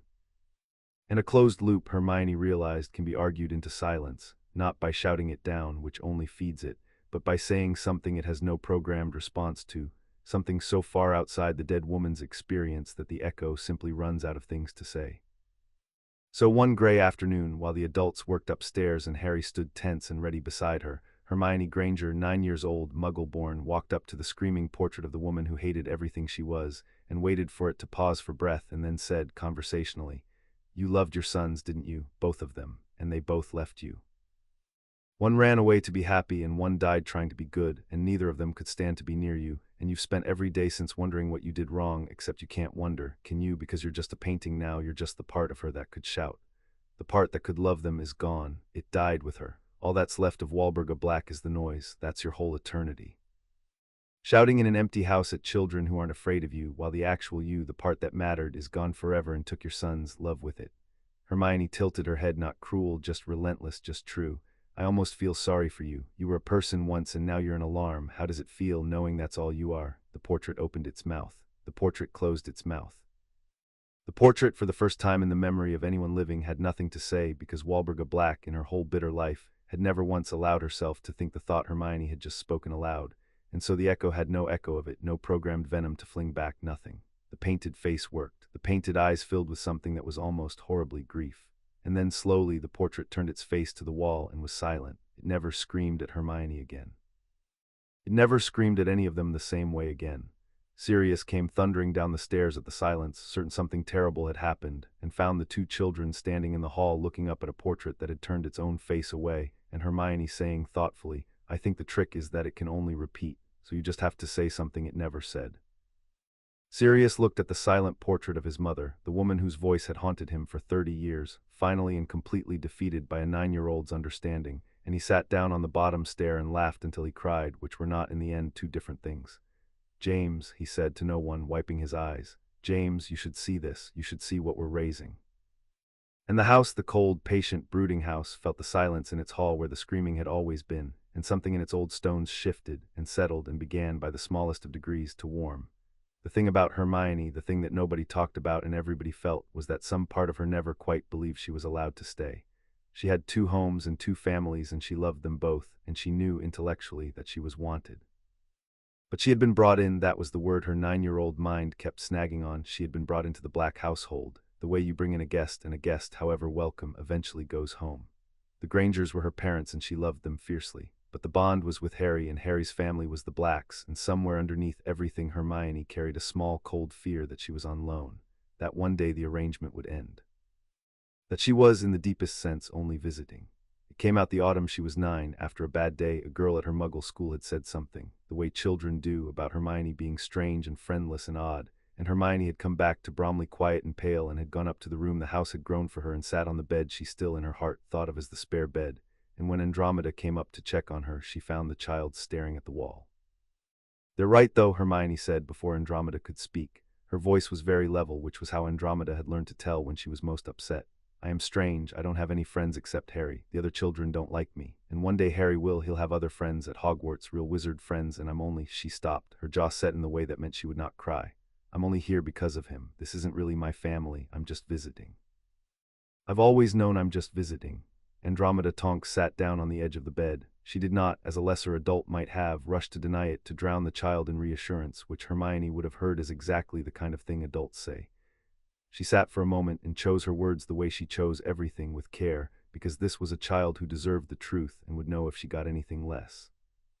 "When I was 18, Andromeda said, my family told me that if I married Ted I would no longer be a Black. They burned my name off the family tapestry. There's a scorch mark on the wall at Grimmauld Place where I used to be. By blood, by every law of that family, I am not a Black anymore. They made very sure of it." She looked at Hermione. "Do you think I'm not family? Do you think Sirius isn't, with his name burned off right next to mine? Do you think Ted isn't, who has no magical blood at all, or Harry, who's a Potter, or you?" Hermione said nothing. "Family is not blood," Andromeda said. "I know that better than almost anyone alive, because mine taught it to me by being the opposite. Blood gave me Bellatrix, who would kill me where I sat and call it duty. Blood gave me a mother who never once said she loved me. Family, real family, is something else. It's the people who choose you every day and keep choosing you. It's the people who grow you a room." She nodded at the walls around them, the room the house had made. "Do you know why the house did that? It didn't make a room for a guest, Hermione. Houses know. That house has spent 300 years learning the difference between who belongs and who's visiting, and it made you a room, permanent, with a window. It decided you were ours before we'd even finished deciding it ourselves." Hermione's careful level voice cracked just slightly. "You can't. I'm not. Harry's the one who—" "Harry loves you, yes," said Andromeda. "And Sirius loves you, and Ted, and Remus, and Dora calls you her other little sister and would hex anyone who said otherwise. And I love you, Hermione, which I do not say lightly, because I am not a woman who says it to be kind. I say it because it's true." She took the girl's chin and turned the small, fierce face up to her own. "You are not visiting. You are not on loan. You are my daughter as much as Dora is, in every way that I have any say over, and your parents are my dear friends, and you have more family than you know what to do with, and not one single piece of it is going anywhere. Do you understand me?" And Hermione Granger, who had been so sure she was only visiting, looked at the woman who did not say things to be kind, and finally let herself cry, not the angry tears she fought, but the other kind, the kind that come when a thing you have been afraid of your whole short life turns out not to be true after all. And Andromeda held her while she did, and downstairs Harry, who had felt the thing all of them felt by now, the pull of his other half in distress, came and sat outside the door without knocking and waited, the way he always would. It was the only time Hermione ever cried about it. After that, she knew. And knowing it changed her gave her, on top of the brilliance she'd always had, a kind of rooted confidence, the security of a child who has been told the truth and believes it. She stopped being the girl who was visiting. She became simply one of the children of that house, and she carried it into everything she did from then on, and the world would learn in time exactly how formidable a thing it is when a mind like hers is given a foundation like that to stand on. They kept Christmas at Grimmauld Place for the first time the winter the children were 10, and it was the night the house finally surrendered. It had been Sirius's idea, and a brave one. For 9 years he had kept the family safe in warm, bright Bromley, and treated the London house as a project, a thing to be tamed in daylight and left to brood after dark. But the reclaiming had gone further than he'd ever expected. The doxies were gone, the heads were down off the wall and decently buried, the drawing room no longer bit, and Andromeda had said in October that a house is only ever truly conquered by being lived in, and that if they wanted Grimmauld Place to stop being a tomb, they had to give it something a tomb could not have, which was a Christmas. So they brought Christmas to it. Ted led the charge because Ted understood, better than any of the wizards, that the war against a miserable house is won with small, ordinary weapons. He strung Muggle fairy lights, actual electric lights, run off a generator he'd lugged in and set up in the cellar, cackling the whole time about the look on Walburga's face if she could see it, along the grim old banisters and around the doorframes, so that the long dark hall that had frightened a generation of black children glowed warm and gold and faintly, defiantly tacky. Andromeda filled the drawing room with greenery and the smell of cooking. Remus brought books wrapped in brown paper, which was the only way Remus ever wrapped anything, and Tonks, home from Auror training with her hair gone festive crimson, brought a great deal of noise and a charmed mistletoe that chased people around the room trying to make them kiss, until Sirius banished it to the attic where presumably it is hunting still, and the children decorated the tree. It was an enormous tree, far too big for the room, which was exactly why Sirius had chosen it. Harry climbed it to put the star on top, of course, because there was no height Harry would not climb, and Hermione stood at the bottom directing him with the exasperated precision of a sight foreman. And when he overreached and the whole tree began to topple, the two of them caught it together without thinking, his lunge, her steadying will, the great tree righting itself in a shimmer of joined magic that sent every ornament chiming at once like 100 small bells, and they did not even notice they had done it. That was the thing the adults had stopped remarking on out loud and never stopped noticing. The children used their bond now the way other people used their hands. It had become simply how the world worked when the two of them were in a room. Creature watched it all from the shadows of the doorway, the ancient elf who had loved only the dead and muttered and did not leave. That was new. For 9 years Creature had crept and sulked and hidden their belongings and wept over his lost mistress. But something had been happening to Creature, slowly, the way something had been happening to the house, and it had started, Andromeda was fairly sure, the day Hermione had found him polishing the old black family lockets and instead of ordering him about had sat down on the filthy floor beside him and asked him to tell her what each one was. No one had ever asked Creature to tell them anything. He had talked for 2 hours. He had wept at the end, but differently than usual. And now on Christmas night, when Harry, who missed nothing, who had a kindness in him that the adults sometimes found almost frightening in its instinctiveness, set a plate of Christmas dinner on the kitchen table and said, "That's for you, Creature, sit and eat with us, it's Christmas." The old elf had stared at the plate for a very long time and then at the boy and had not been able to speak at all. "He's a black house elf," Sirius murmured to Andromeda, watching from the doorway. "My mother's Creature. He hated us, he'd have sold us to Bellatrix herself if he could.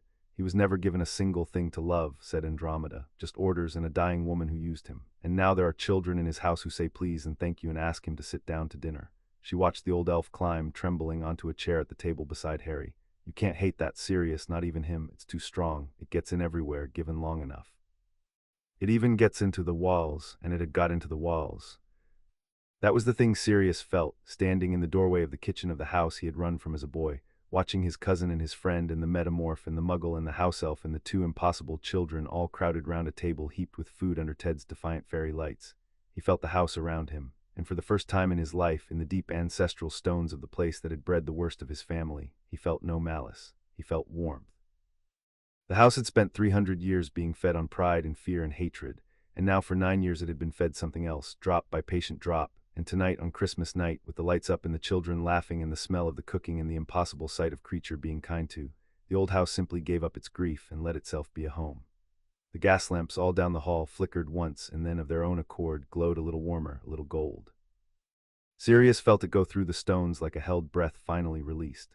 He put a hand flat against the kitchen wall, the wall he had hidden behind as a frightened boy, and felt the house settle under his palm like a great old dog lying down at last by the fire.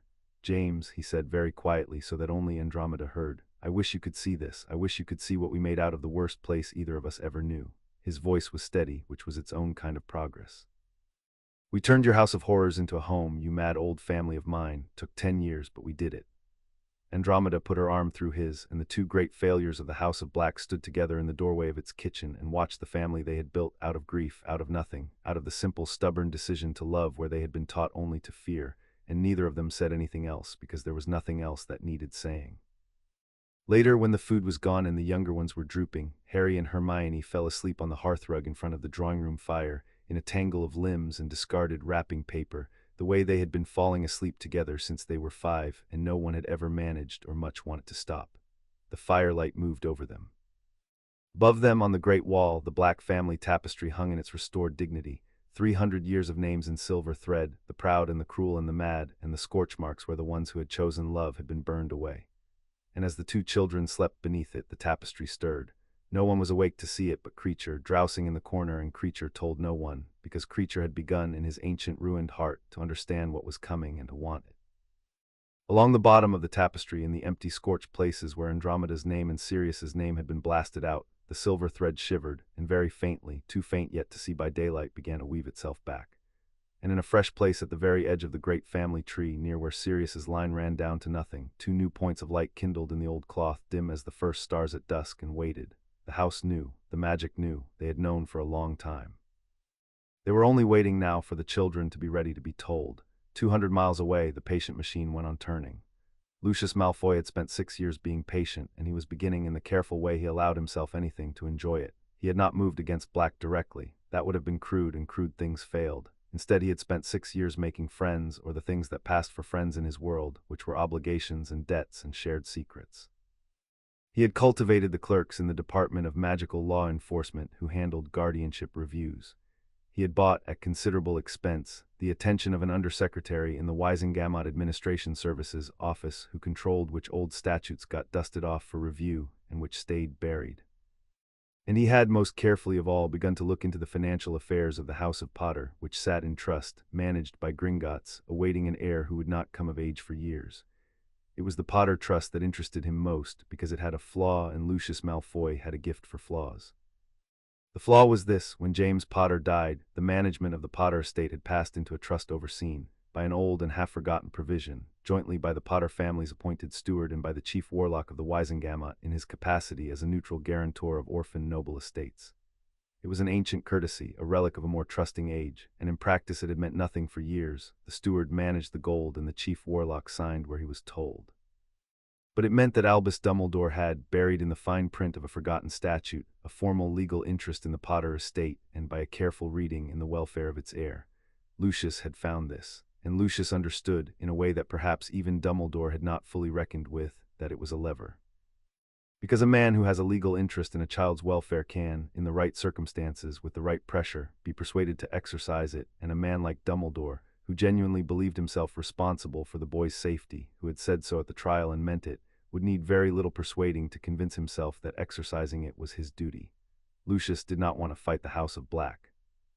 He wanted the House of Black to fight Albus Dumbledore, and he intended, when the moment came, to be the one who quietly handed each side the weapon it would use on the other. He was not ready yet, the boy was 9, but he had begun that autumn to make sure the right whispers reached the right ears at Hogwarts. Small things, plausible things. That Sirius Black was raising the boy who lived as a Black rather than a Potter. The boy was being kept from the wider world, hidden away, taught the dark old family magic of a notoriously dark family.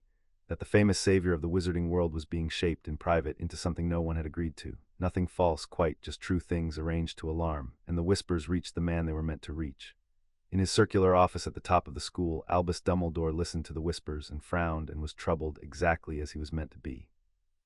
He had let the boy go at the trial against his own judgment, because the law and the will had been against him, and because Sirius Black had earned, with one act of terrible cleverness, the benefit of the doubt. But the boy was the most important child alive. The prophecy hung over him still unfulfilled, which meant that Voldemort was not gone, only waiting, and that one day the boy would have to face him, and a boy who would one day have to face the Dark Lord could not, Dumbledore believed with his whole tired heart, be left to grow up however a reckless godfather and a wild family saw fit. There was too much at stake. There was the whole world at stake. He did not act, not yet. But he began to watch the house in Bromley more closely, and to make his own quiet inquiries, and to feel, growing in him, the conviction that sooner or later he would have to do something about Harry Potter, for the boy's own good and for everyone's. He did not know that the conviction had been planted in him on purpose. That was the genius of Lucius Malfoy. The best manipulations are the ones the target experiences as his own conscience. And so, as Harry and Hermione grew, as they learned control at Andromeda's table and recklessness in Sirius's garden, as they read Remus's books and lost at Ted's chess and broke Tonks's rules, as they defeated screaming portraits and caught each other out of the sky and grew into the rooted, brilliant, dangerous children The house had made room for two old men, 200 miles away, one cold and one kind, both certain they were right. Began slowly to move toward the family that did not yet know it was being hunted. The children felt none of it. They were 10 years old, and the world was their warm house and their two families and each other, and the future was a Hogwarts letter a year away that they could not wait to receive. They would receive it, and everything would change, but not yet. For one more year, the house in Bromley stayed warm, and the children stayed children, and the storm that the grown-ups could feel coming stayed, mercifully, just over the horizon, close enough to darken the edges of the sky, far enough that the people standing in the sunlight could pretend a little longer that it might pass them by. It would not pass them by, but they were ready in the way that mattered, loved and grounded and good and never alone, and that in the end would make all the difference. Chapter 3 and Chapter 4. The legacy. Sirius made the decision the spring before the Hogwarts letters were due, and he made it the way he made all his best decisions, which was to spend 3 weeks agonizing and then announce it at dinner as though it had just occurred to him. "I'm going to name Harry my heir," he said over the roast. "Formally, heir of the House of Black." The table went quiet. Harry, 10 years old and 3 months from 11, put down his fork. "You're a Potter," Sirius went on to him, "and you'll always be a Potter, and your father's house comes to you. Whatever happens, that's yours. It's been yours since the night you were born, and no one alive is prouder of it than I am. But I'm the last Black in the main line, pup. When I go, the name dies, or it goes to Bellatrix's lot, or it goes to Lucius Malfoy's son through Narcissa, and I would sooner feed the family ring to Hungarian Horntail than let that happen. So," he turned his glass slowly, "I want it to go to you, not because you need it. You'll have the Potter name and more gold than is good for you already. Because the House of Black spent 300 years being the worst version of what a wizarding family can be, and I want it to spend the next 300 being the best, and I can't think of a single person I'd trust to do that but you." Harry looked at his godfather for a long moment. "Would I have to be a Black instead of a Potter?" he asked. "No, both. Potter first always, heir of Black on top of it. It's done all the time with old families. You'd be Lord Potter one day and Lord Black as well. 2 houses, 2 seats, 2 names that mean something." Sirius's mouth twitched. "It also means you'd outrank me technically the moment you came of age, which I think we can both agree is hilarious." "And the magic," said Hermione, who had been very quiet and whose mind Andromeda could see was already 3 steps ahead. "The Black family magic. The house, the wards, all of it. If he's heir, does he get all of that? He gets recognized by it, bound into it." Sirius's smile faded into something more careful. "And that's the part I want to talk to all of you about, because the family magic doesn't just hand itself over. There's a right, an old one. It reads you, your blood, your intent, your worth, and it decides whether to accept you. And I won't do it unless I'm sure of 2 things." He looked around the table. "First, that Harry wants it, truly, not to please me." "I want it," said Harry without hesitation, and there was something in the way he said it, something settled, something already certain, that made the adults exchange glances.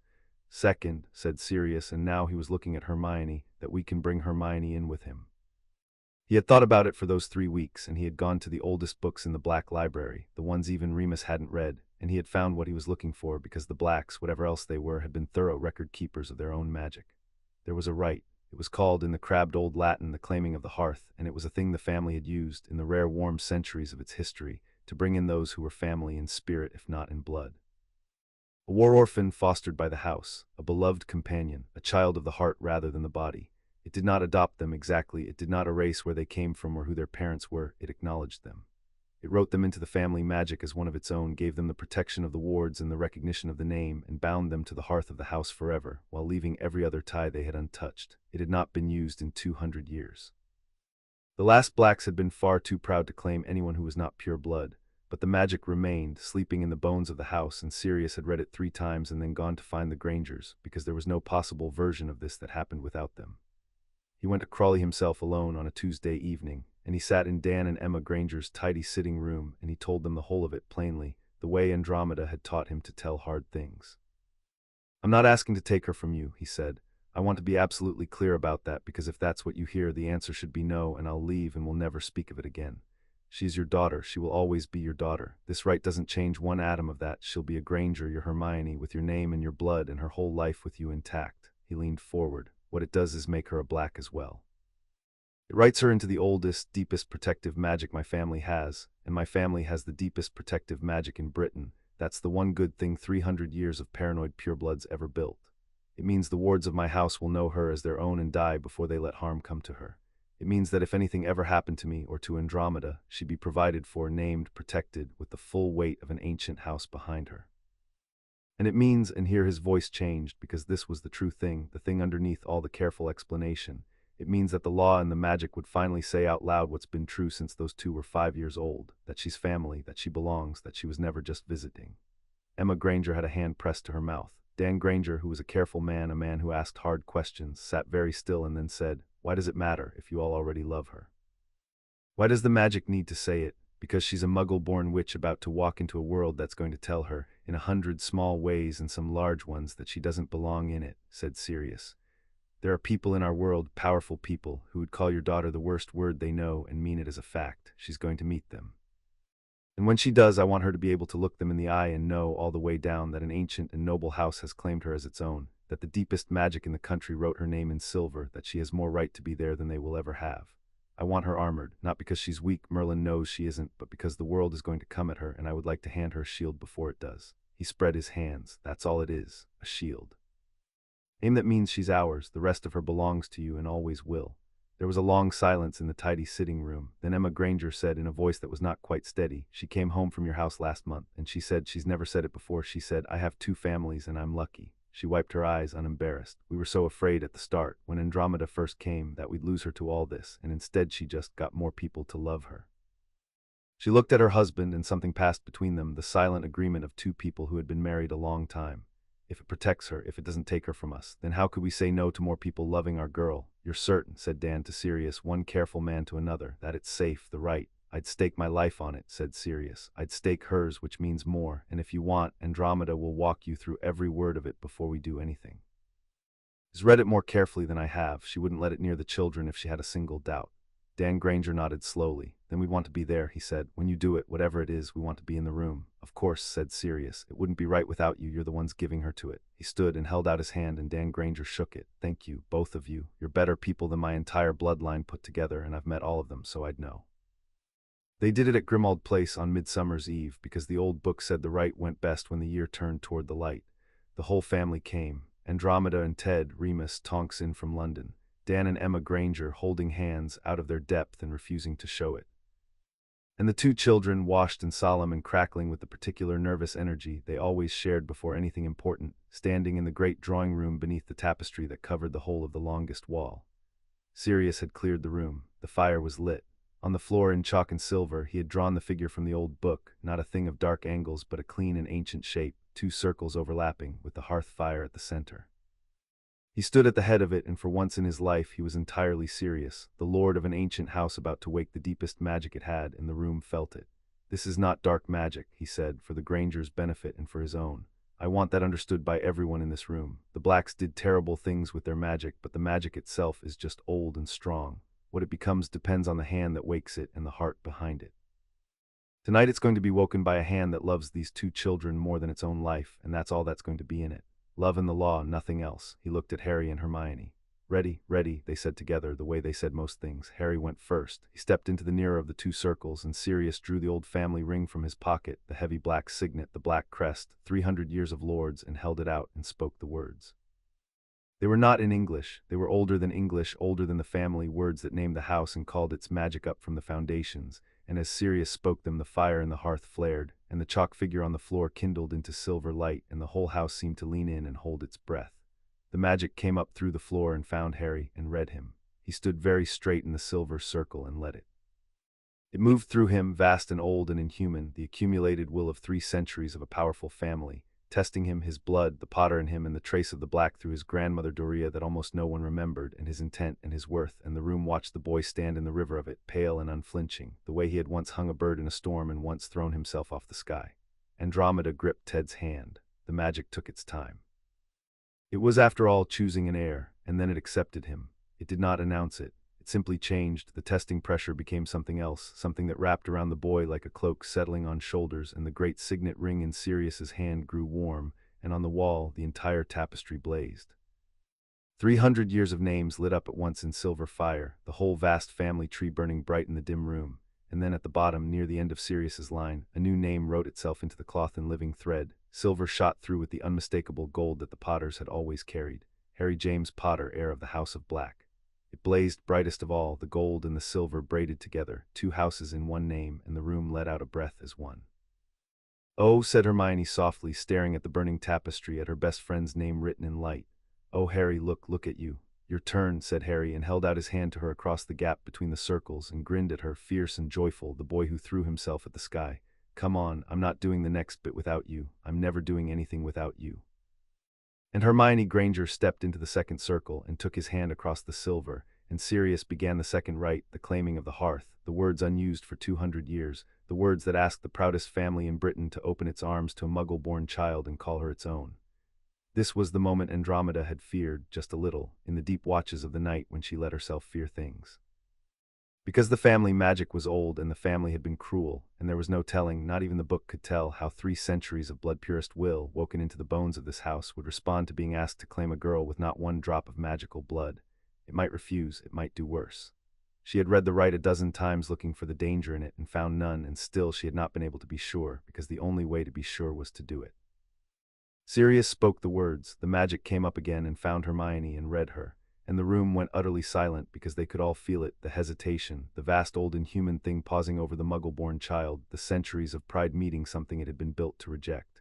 Hermione stood very straight in the silver circle, refusing to flinch, her hand locked in Harry's. The fire guttered.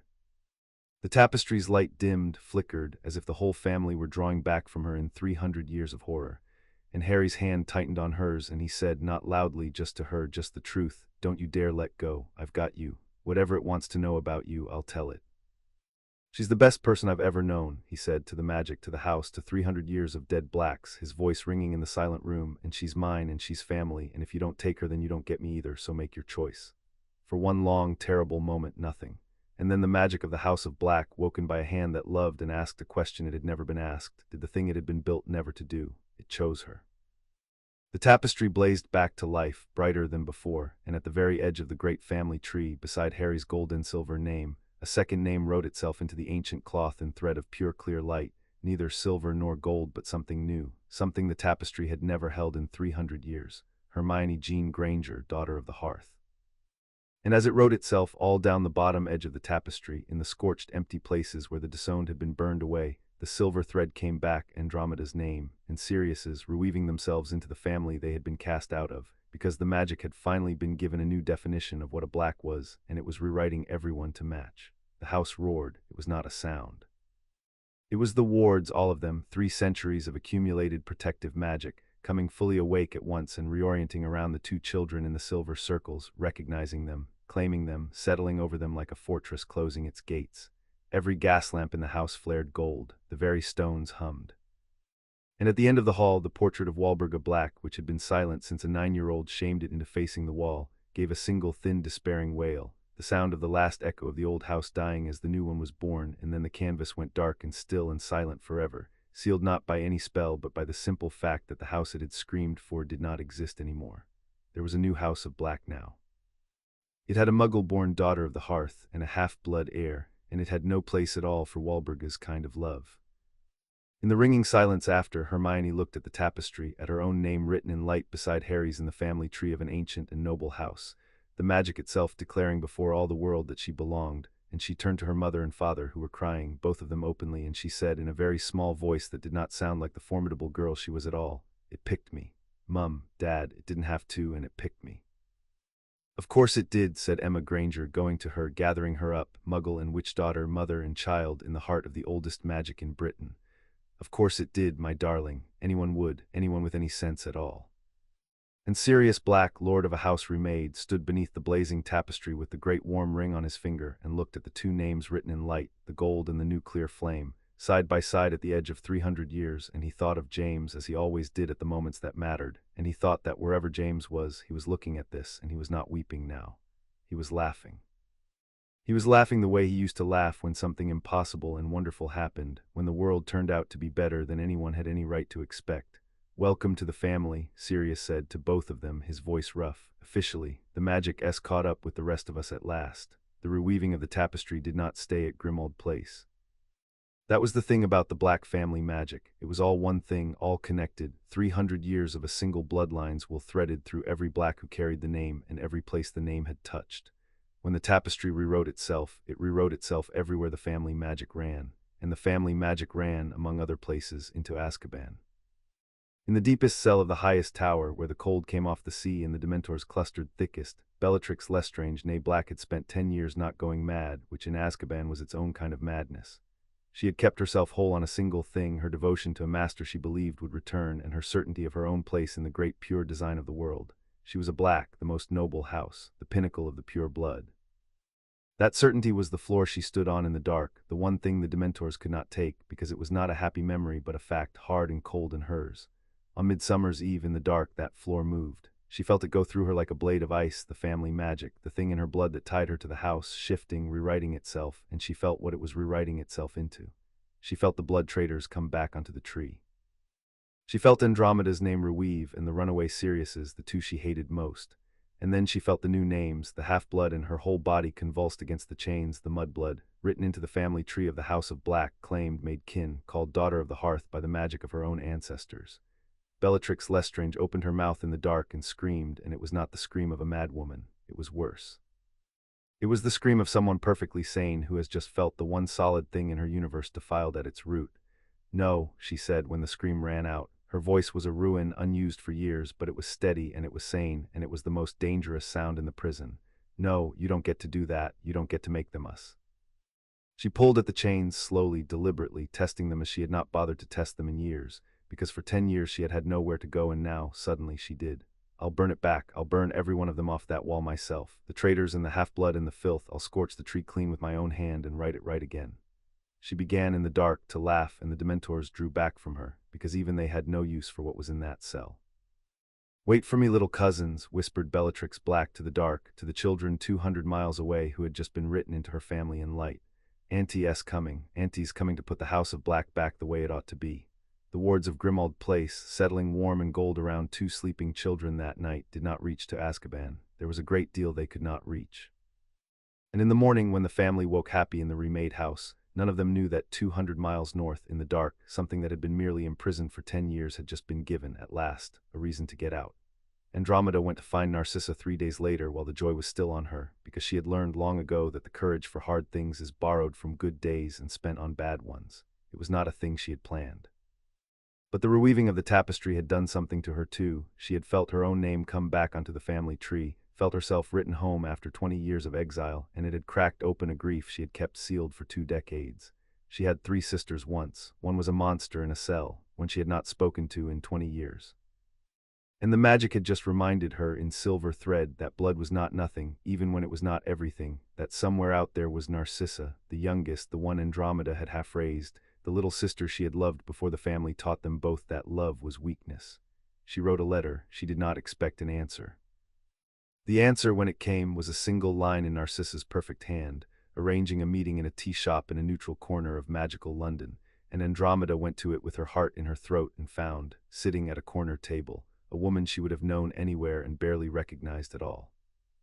Narcissa Malfoy was beautiful and cold and immaculately controlled, and she was, Andromeda saw within 10 seconds, deeply unhappy in the particular way of a clever woman who has spent 20 years being smaller than she is.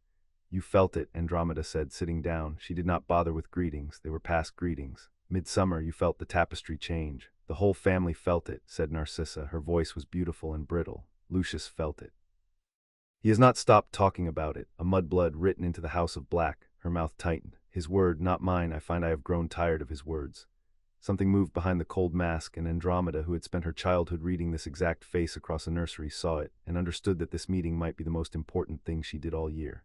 Sissy, she said, the old name, the nursery name, and watched her sister flinch and not pull away.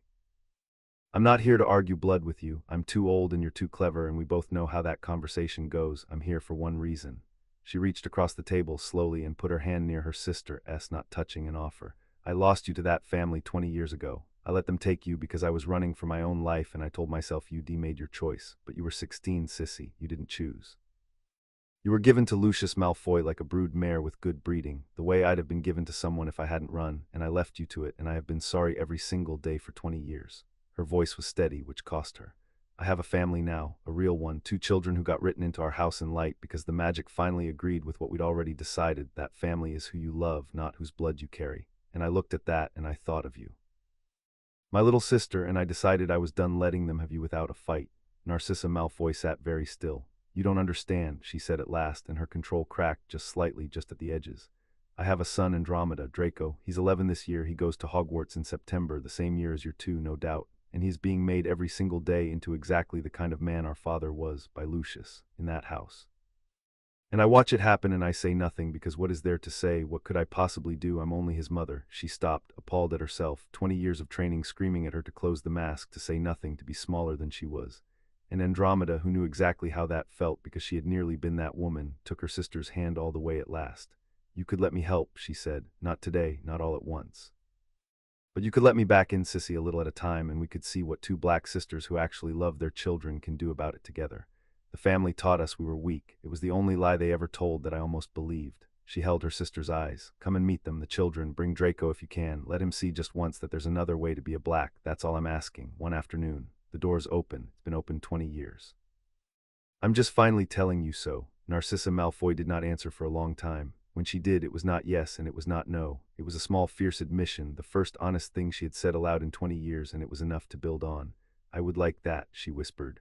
God help me, Andromeda, I would like that more than anything I've wanted in years. I just don't know if I'm brave enough. You're a black, said Andromeda, and smiled at her sister for the first time in 2 decades. You're braver than they ever let you be. We'll find out together. Narcissa came to Bromley in August, and she brought her son. It cost her a great deal to do it. She told Lucius she was visiting a cousin in Wiltshire, and she took Draco by sight-along apparition to a quiet lane 3 streets from the Tonks' house, and she walked the rest of the way on foot, a Malfoy in plain traveling robes on an ordinary Muggle street, glancing over her shoulder the entire time. Andromeda met them at the door, and the two sisters looked at each other, and 20 years and 1 tea shop stood between them, and then Andromeda simply said, You came, and Narcissa said, I came, and that was the whole of it, and they went in. Draco Malfoy was 11, pale and sharp-featured and exquisitely dressed, and he came into the warm, cluttered house with his chin up and his eyes already cataloging everything that was beneath him, which was, by his expression, all of it. He had been raised on a single story about the world, that he was at the top of it by right of blood, and that the people in houses like this were the dregs, and he had no reason yet to doubt it, and he looked at the photographs on the wall and the Muggle telephone in the hall and the worn, comfortable furniture with the faint distaste of a boy performing his father for an audience he assumed was watching. Then Harry and Hermione came in from the garden, grass-stained and laughing, and stopped. There was a silence of the kind that Harry and Hermione had learned over a childhood of them to recognize. Hello, said Harry, recovering first, because Harry always recovered first. You're Draco, Aunt Narcissa's son. Sirius told us you might come. He stuck out a grass-stained hand. I'm Harry. Draco looked at the hand. He looked at the famous scar on the boy's forehead, which he had clearly not been told to expect, and something flickered across his face, calculation, recognition, the dawning understanding of who exactly this grubby boy was. And then his father's training reasserted itself because it was all he had, and he did not take the hand. He looked instead at Hermione, and he said the word, the one Sirius had warned them about, the one Walburga's portrait had screamed. He said it the way he had heard his father say it 1,000 times lightly, as a simple statement of fact, because no one had ever once suggested to him that it was anything else. And you must be the mudblood, said Draco Malfoy. The room went very still. Narcissa closed her eyes. Andromeda's hand moved toward her wand. And Hermione Granger, daughter of the hearth of the ancient and most noble house of Black, written into 300 years of magic in clear flame not 2 months before, looked at the pale boy who had just tried to make her small and did not flinch and did not rage, and instead smiled at him with a pity so genuine and so devastating that Draco actually took a step back. Oh, she said gently, you don't even know, do you? You just say it because he says it. She tilted her head, studying him the way she studied everything that didn't make sense. Do you know that the House of Black claimed me, personally? The oldest magic in Britain read me down to the blood and decided I belonged in the family, your family, Draco, the one you're so proud of, and it wrote my name on the tapestry in a color it's never used in 300 years. It chose me. And it sealed your great Aunt Walburga's portrait shut forever in the same hour, because there wasn't room in the new house for her kind of pride. She let that land. So when you call me that word, all you're really telling me is that you know less about your own family's magic than a Muggle-born girl does, which is a bit embarrassing for you, honestly. I'd stop. Draco Malfoy had no answer. He had never in his entire life had no answer. He had been raised to win every exchange by simply asserting his superiority, and it had always worked because everyone around him had agreed to let it. This girl had not agreed to let it. This girl had looked at his ultimate weapon and found it boring. That's not, he started and stopped. You're lying. The family wouldn't. It's on the wall at Grimmauld Place, said Harry conversationally. You can come and see it if your father lets you, which I'm guessing he won't. My name's up there too, heir of black, gold, and silver. Hers is right next to mine. He shrugged with the careless confidence of a boy who had been loved his whole life. You're a black through your mum, so's Hermione now by the magic. That makes you cousins, sort of. You could be horrible to her about her blood, I suppose, or you could have actual family who aren't scared of you, which from the look of you've not got a lot of. Your choice. We're not fussed either way, and that was the thing that undid Draco Malfoy in the end, not the argument, not the pity, but the indifference. Harry and Hermione genuinely did not need him to like them. They had each other and a house full of people who loved them and the deepest magic in Britain at their backs, and they were offering him a place at the edge of all that warmth with the easy generosity of children who had plenty to spare, and they would not be one bit diminished if he refused. No one had ever offered Draco anything without wanting something back. No one had ever been so completely unintimidated by his name. He spent the rest of the afternoon, against every instinct his father had drilled into him, watching them. He watched them fly in the garden, the boy reckless and brilliant and the girl precise and careful, and he watched them play a complicated game with rules they'd invented and a logic only they fully understood, and he watched, with an expression that slowly lost its sneer and became something closer to hunger, the way they were with each other, the unguarded ease of it, the constant small kindnesses, the simple fact of two people who were never, ever alone. Draco Malfoy was an only child in a cold house with a father he feared and a mother he was learning to despise for her silence, and he sat on a garden wall in Bromley and watched two children who had everything he had been taught to want, and none of the things he actually had, and something in him, some small, buried, honest thing his father had not quite managed to kill, woke up and looked around and was, for the first time, ashamed. He did not change that day.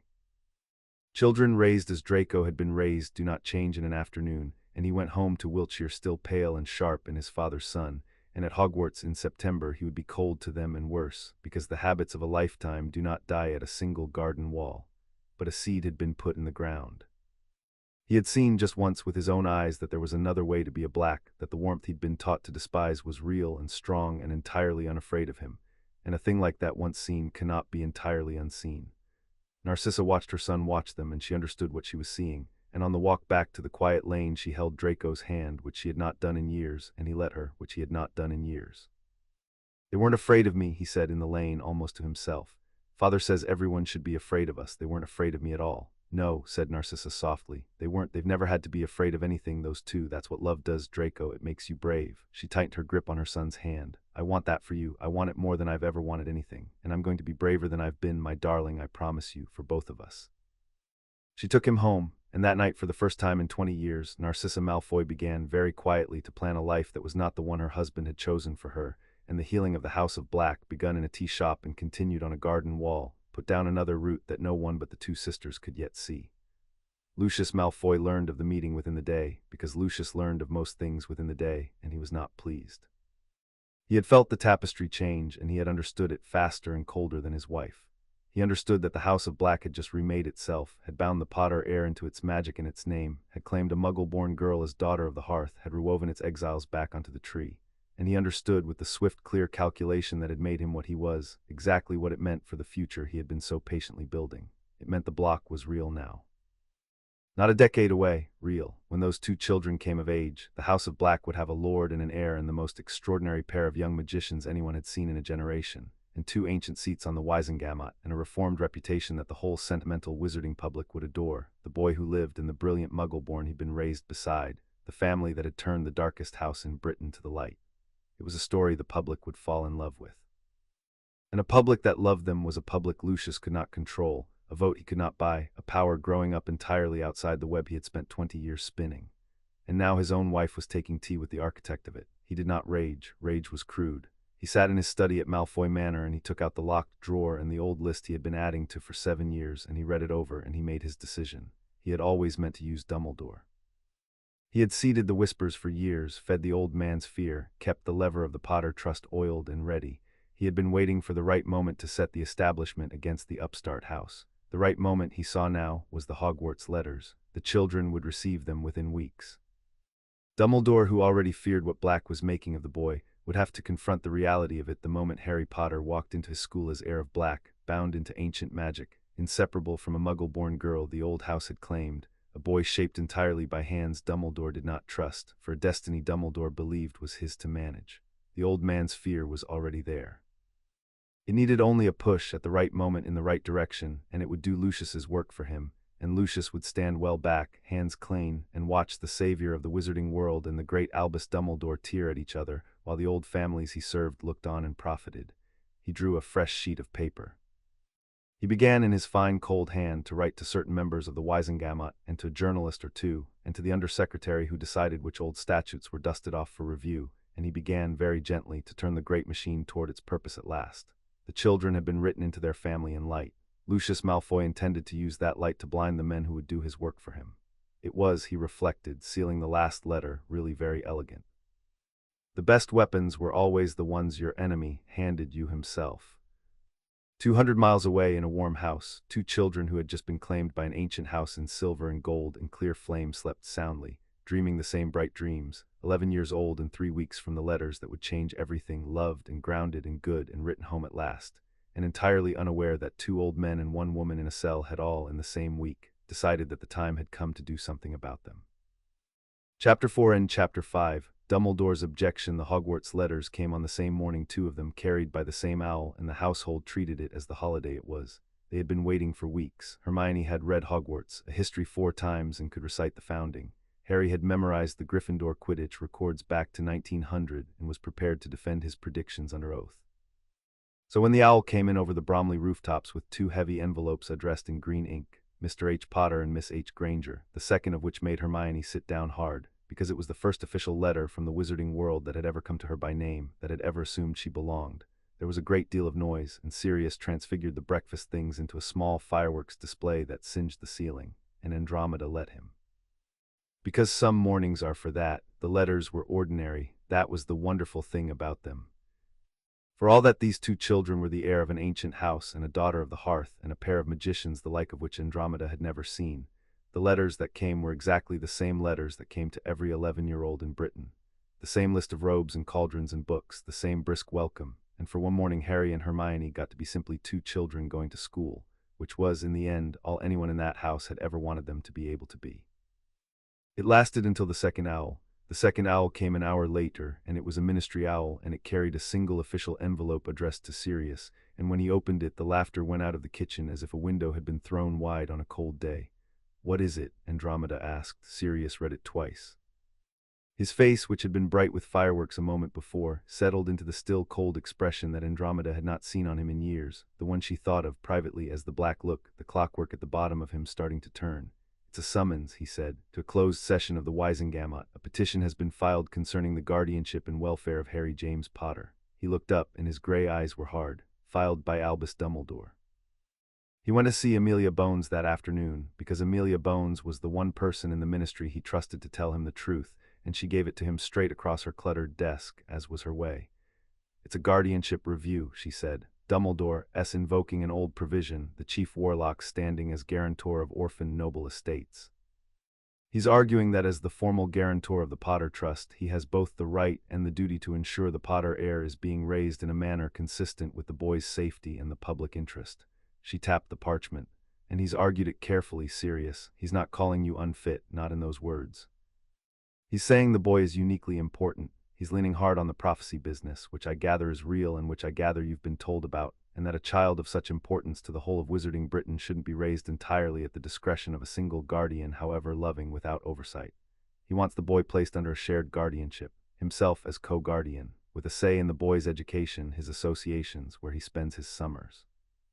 "His associations," Sirius repeated very quietly. "He means Hermione. He means the lot of you, I expect, but yes, I'd wager he means the girl most of all." Bones met his eyes. "I'll be honest with you because you've earned it. Dumbledore believes what he's saying. This isn't a power grab dressed up as principle, or if it is, he's fooled himself first, which with that man is always the danger. He genuinely thinks the boy belongs to the whole world's safety, and that he, Dumbledore, is the only one wise enough to steward him toward whatever he's got to do one day. He's not lying, that's what makes him dangerous. A liar you can break, a true believer you have to out-argue. Can he win? He might." Bones did not soften it. "He's the chief warlock. He's Albus Dumbledore, the man who beat Grindelwald, the public's hero. Half the Wiesengamot would vote him the moon if he asked nicely. And the provision he's invoking is real, however dusty. If he frames it as protecting the boy who lived from a reckless former marauder in a house full of blood traitors and muggle-borns," she held up a hand at his expression, "his framing, not mine, then he could pull enough of the old families and enough of the sentimental middle to carry it." She leaned back. "But I'll tell you how you beat it, Sirius, because I've sat in that chamber 30 years and I know how it thinks. You don't beat Dumbledore by being louder than him. You beat him with the law and the facts, laid out so cleanly that the chamber can see them, because the one thing the chamber resents more than anything is being told what to feel by a great man when the facts say otherwise. Bring him the law, bring him the will, and bring him, she almost smiled, evidence that the boy he's so worried about is, in fact, being raised about as well as a child has ever been raised in the history of magic. Which from what I hear shouldn't be hard. Sirius was quiet for a moment, then he said, "There's something else, isn't there, something you're not saying?" Amelia Bones looked at him with the respect of one clever person for another. "There is," she admitted. "Dumbledore filed this petition. But Dumbledore didn't draft the procedural strategy behind it, the timing, the statute selection, the way it's been seated with 3 friendly Wisengamot members already lined up to speak.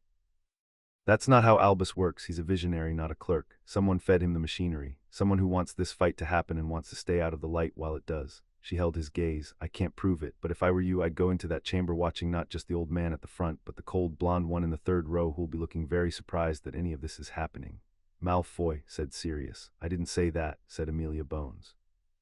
"Now get out of my office and go build me a case I can rule on without having to think too hard. Some of us have real criminals to catch." They built the case at the kitchen table over 4 nights, and it was Hermione who turned it from a defense into a victory. The adults had approached it as adults do: Sirius angry, Andromeda strategic, Remus marshalling precedents from his books. But on the second night, Hermione, who had been sitting quietly with a stack of borrowed law texts and a furious expression, looked up and said, "We're doing this wrong. We're trying to prove Harry's safe with you. That's defense. Defense loses because all Dumbledore has to do is raise one doubt and the chamber gets nervous and votes for oversight to be safe. We shouldn't be defending. We should be attacking the premise." "Go on," said Andromeda, who had learned years ago to listen when Hermione used that voice. "His whole case rests on one idea, that Harry is too important to be raised by one guardian without the chief warlock's oversight. So we don't argue that you're a good guardian, we argue that the premise is illegal. Look," she turned a law text round and stabbed at a passage. "The provision he's invoking, the guarantor of orphaned estates clause, it's real, but it's about the estate, the gold, the property, the trust.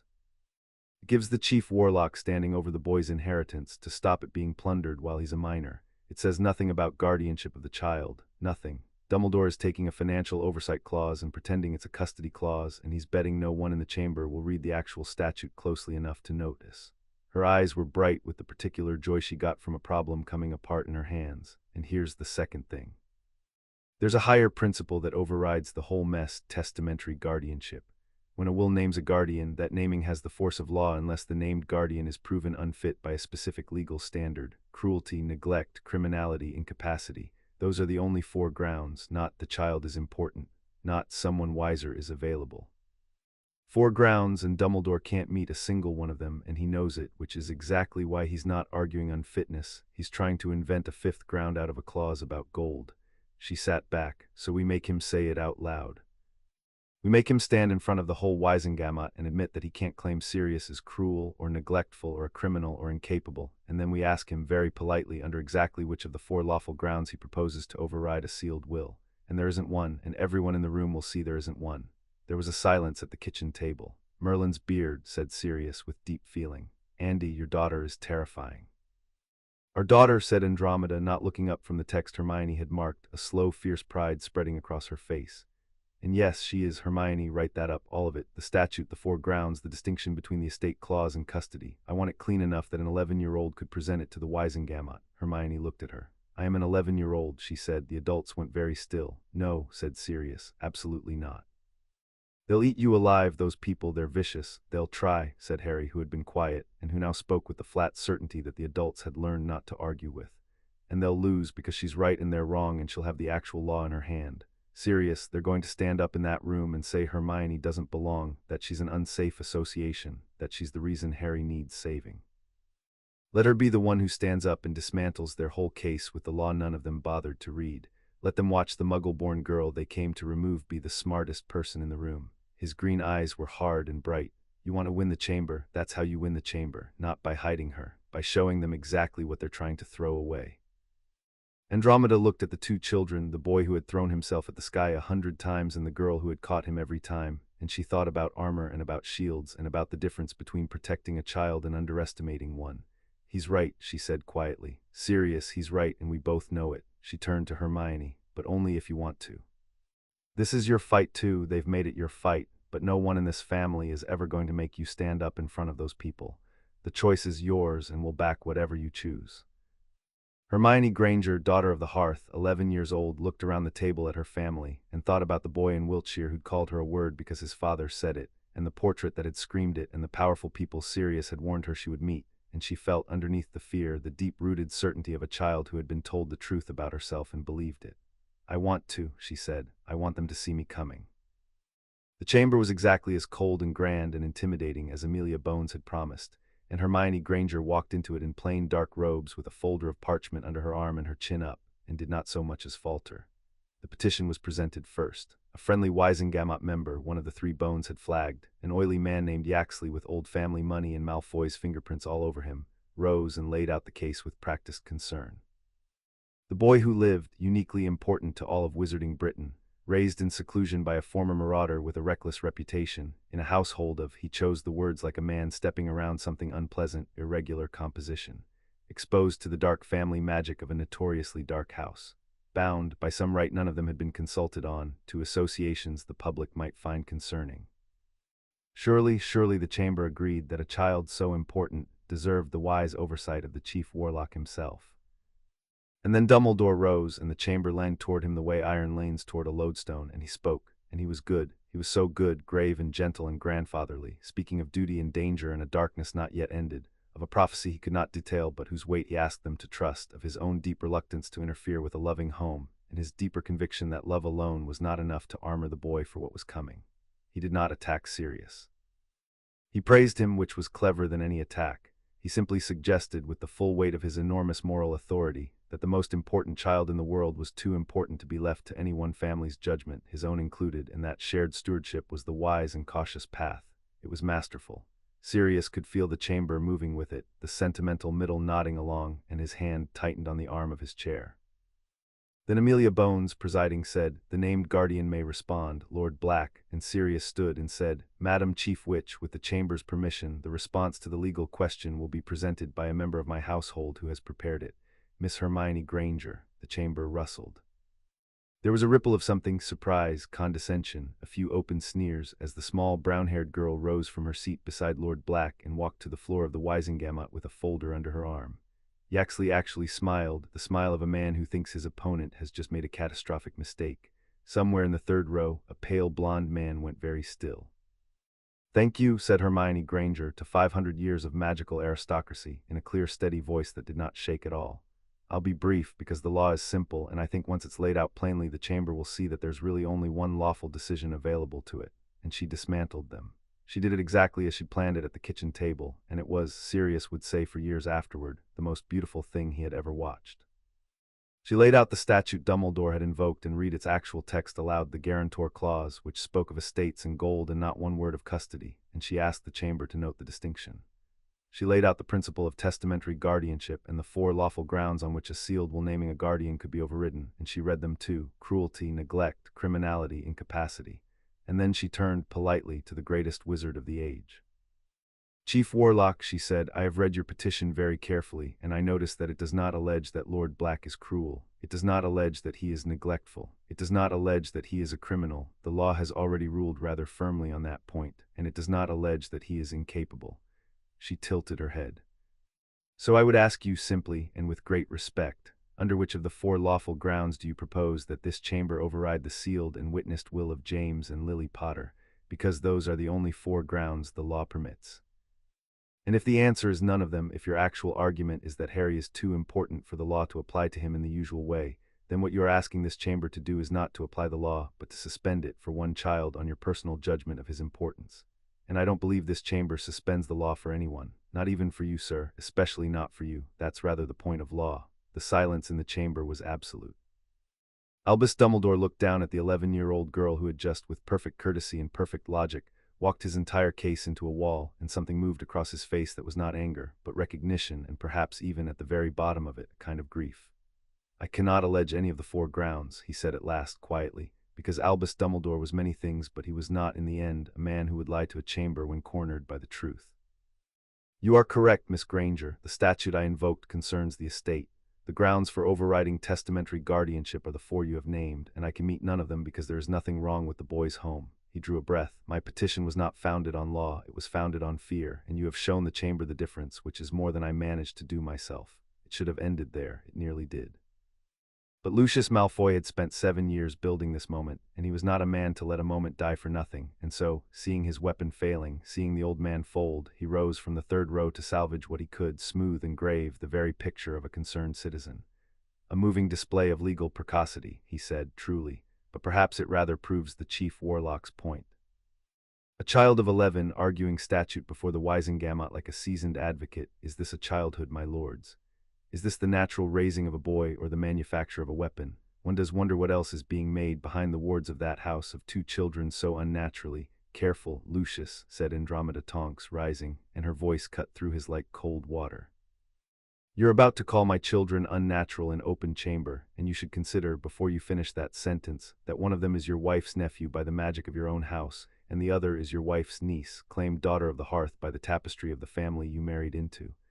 You'd be insulting your own son's cousins, in front of 500 witnesses. She let that land and watched the color leave his face, because Lucius had not known Narcissa had been to Bromley, had not known how far the healing had already gone, had built his whole strategy on a family he no longer fully understood. And as for what's being made behind our wards, you've just watched it. An 11-year-old who read the law you didn't bother to. A child who walked into the most powerful room in Britain and beat the greatest wizard alive with nothing but the truth politely. That's what we make, Lucius. We make children who can't be lied to. I do see why that frightens you. The chamber, which a moment before had been leaning toward Dumbledore, laughed not cruelly, but with the sudden warm delight of a crowd that has watched an underdog win, and there is no force in politics harder to fight than that. Lucius Malfoy sat down. He understood, with the cold clarity that was his only real gift, that he had lost this round completely, and worse, that he had exposed himself doing it. That Andromeda Black had just told the entire Wisengamot that the House of Malfoy and the House of Black were tangled together now, that his own wife had crossed the lines he'd drawn, and that the picture he'd spent years painting of himself as the natural leader of the old families had a crack in it now that everyone had seen. Amelia Bones let the laughter settle. Then she said, with the dry satisfaction of a woman who had told Sirius exactly how this would go, "The chamber will vote. The question is whether to override the testamentary guardianship of Harry James Potter on any of the 4 lawful grounds. The petitioner has conceded that none apply." She looked around the chamber. "I'd remind the members that we are a court, not a temple, and that we do not, in this country, suspend the law for great men or important children." Those in favor of the petition, a scattering of hands, not nearly enough. Those against, a forest of them. "The petition fails," said Amelia Bones. "Guardianship is confirmed in Lord Black per the will of the Potters. This session is closed." And then, more quietly, as the chamber rose and the noise swelled, she looked down at the small brown-haired girl still standing on the floor of the Wisengamot, and she inclined her head, one formidable woman to another, across 40 years, and Hermione Granger inclined hers right back. Dumbledore came to find them afterward, in the corridor outside the chamber, alone. Sirius tensed, but the old man held up a hand, and there was no fight left in him, only the weariness of a man who has carried something too heavy for too long. "I owe you an apology, Sirius," he said, "and you, Miss Granger. I let my fear make a fool of me, and a worse thing than a fool, a man who would bend the law to his own certainty. Your daughter cured me of it rather thoroughly." He looked at Hermione with something close to wonder. "Where did you learn to think like that?" "At a kitchen table," said Hermione, "and a chessboard, and from people who never once told me I was too young to understand something." Dumbledore was quiet for a moment. Then he crouched slowly with the care of a very old man so that he was level with the 2 children, and when he spoke again it was to both of them, and the grandfatherly performance was gone, and what was underneath it was real and tired and afraid. "I want you to hear this from me, not from a rumor or a battle," he said. "I did not invent the danger to frighten the chamber. The danger is real. There is a prophecy. I will tell your guardians the whole of it in private, because you deserve to grow up before you carry it, and it concerns you, Harry, in a darkness that is not gone, only waiting. Voldemort did not die at Godric's Hollow. It's unmade but not ended, and one day in some form he will return, and when he does he will come for you, because the prophecy binds you to each other, the 2 of you." His blue eyes moved between them. "I tried to take you because I believed only I could prepare you for that. I was wrong about the taking. I may not be wrong about the danger, so I ask you not to forget it, even in that warm house, even loved as you so plainly are. The storm is coming. I would rather you were ready than comforted." He straightened with effort and looked at Sirius. "I was wrong to fight you," he said. "I would like instead to help you, if you will ever let me, not as the boy's master, but as an ally, an old man who knew his parents and grieves them still. The offer is there. Make of it what you will." And he inclined his head and turned and walked away down the cold corridor, smaller than he had seemed in the chamber, the weight of a war that had not ended bowing his ancient shoulders. Harry watched him go. "He's not lying," he said quietly, the same flat certainty he'd had at the kitchen table. About the danger, I can feel it sometimes in the scar like something far off sleeping. He touched the lightning mark on his forehead. He's right that it's coming, Hermione. Then we'll be ready, said Hermione, and took his hand, the way she had taken it across the silver circle, the way she had taken it her whole life. We're always ready together. That's the whole point of us. They went to Hogwarts on the 1st of September, and the platform was a riot of family, Sirius and Andromeda and Ted, Remus, Tonks in her trainee aura robes hugging them both hard enough to crack ribs, the Grangers with the bright wet-eyed pride of Muggle parents sending their child somewhere magnificent and incomprehensible. And the two children boarded the Scarlet Engine together and found a compartment together, because of course they did. And the train carried them north into the rest of their lives. The sorting was the only moment anyone worried about, and they need not have. The hat sat on Harry's head first in the great candlelit hall, and the whole school craned to see where the boy who lived would go, and the hat was quiet for a long time. Difficult, it murmured in his ear. Oh, very difficult. Courage, yes, in great quantity, and a temper and a recklessness your father had. But there's cunning in you too, boy. The black raising sits deep. You do well in Slytherin. You do very well indeed. You could be great there. I'd rather be good than great, Harry thought back, and I go where she goes. Wherever you put her, put me. That's the only thing I actually care about. The hat chuckled in his ear. Ah, one of those. The two of you are a single thing, aren't you? I've not seen the like in 1,000 years of children. Very well. You're brave enough to choose your loyalty over your ambition, and that boy is the most Gryffindor thing a clever child can do, and aloud it cried, Gryffindor, and the table on the left exploded. And when Hermione sat beneath it minutes later, Granger H., the name that had once made her sit down hard with joy, the hat said, another one. The mind, oh, the mind on you. Ravenclaw would treasure you, and the ambition too. You've a will like a blade. Slytherin would make you a queen, but you've already chosen, haven't you? You chose years ago. You go where he goes. I go where he goes, Hermione agreed, but not only for him. I want to be brave. I've spent my whole life being clever and careful and a little bit afraid. I'd like for once to be brave. Put me where they're brave. With a mind like yours, choosing courage on purpose. Said the hat almost gently.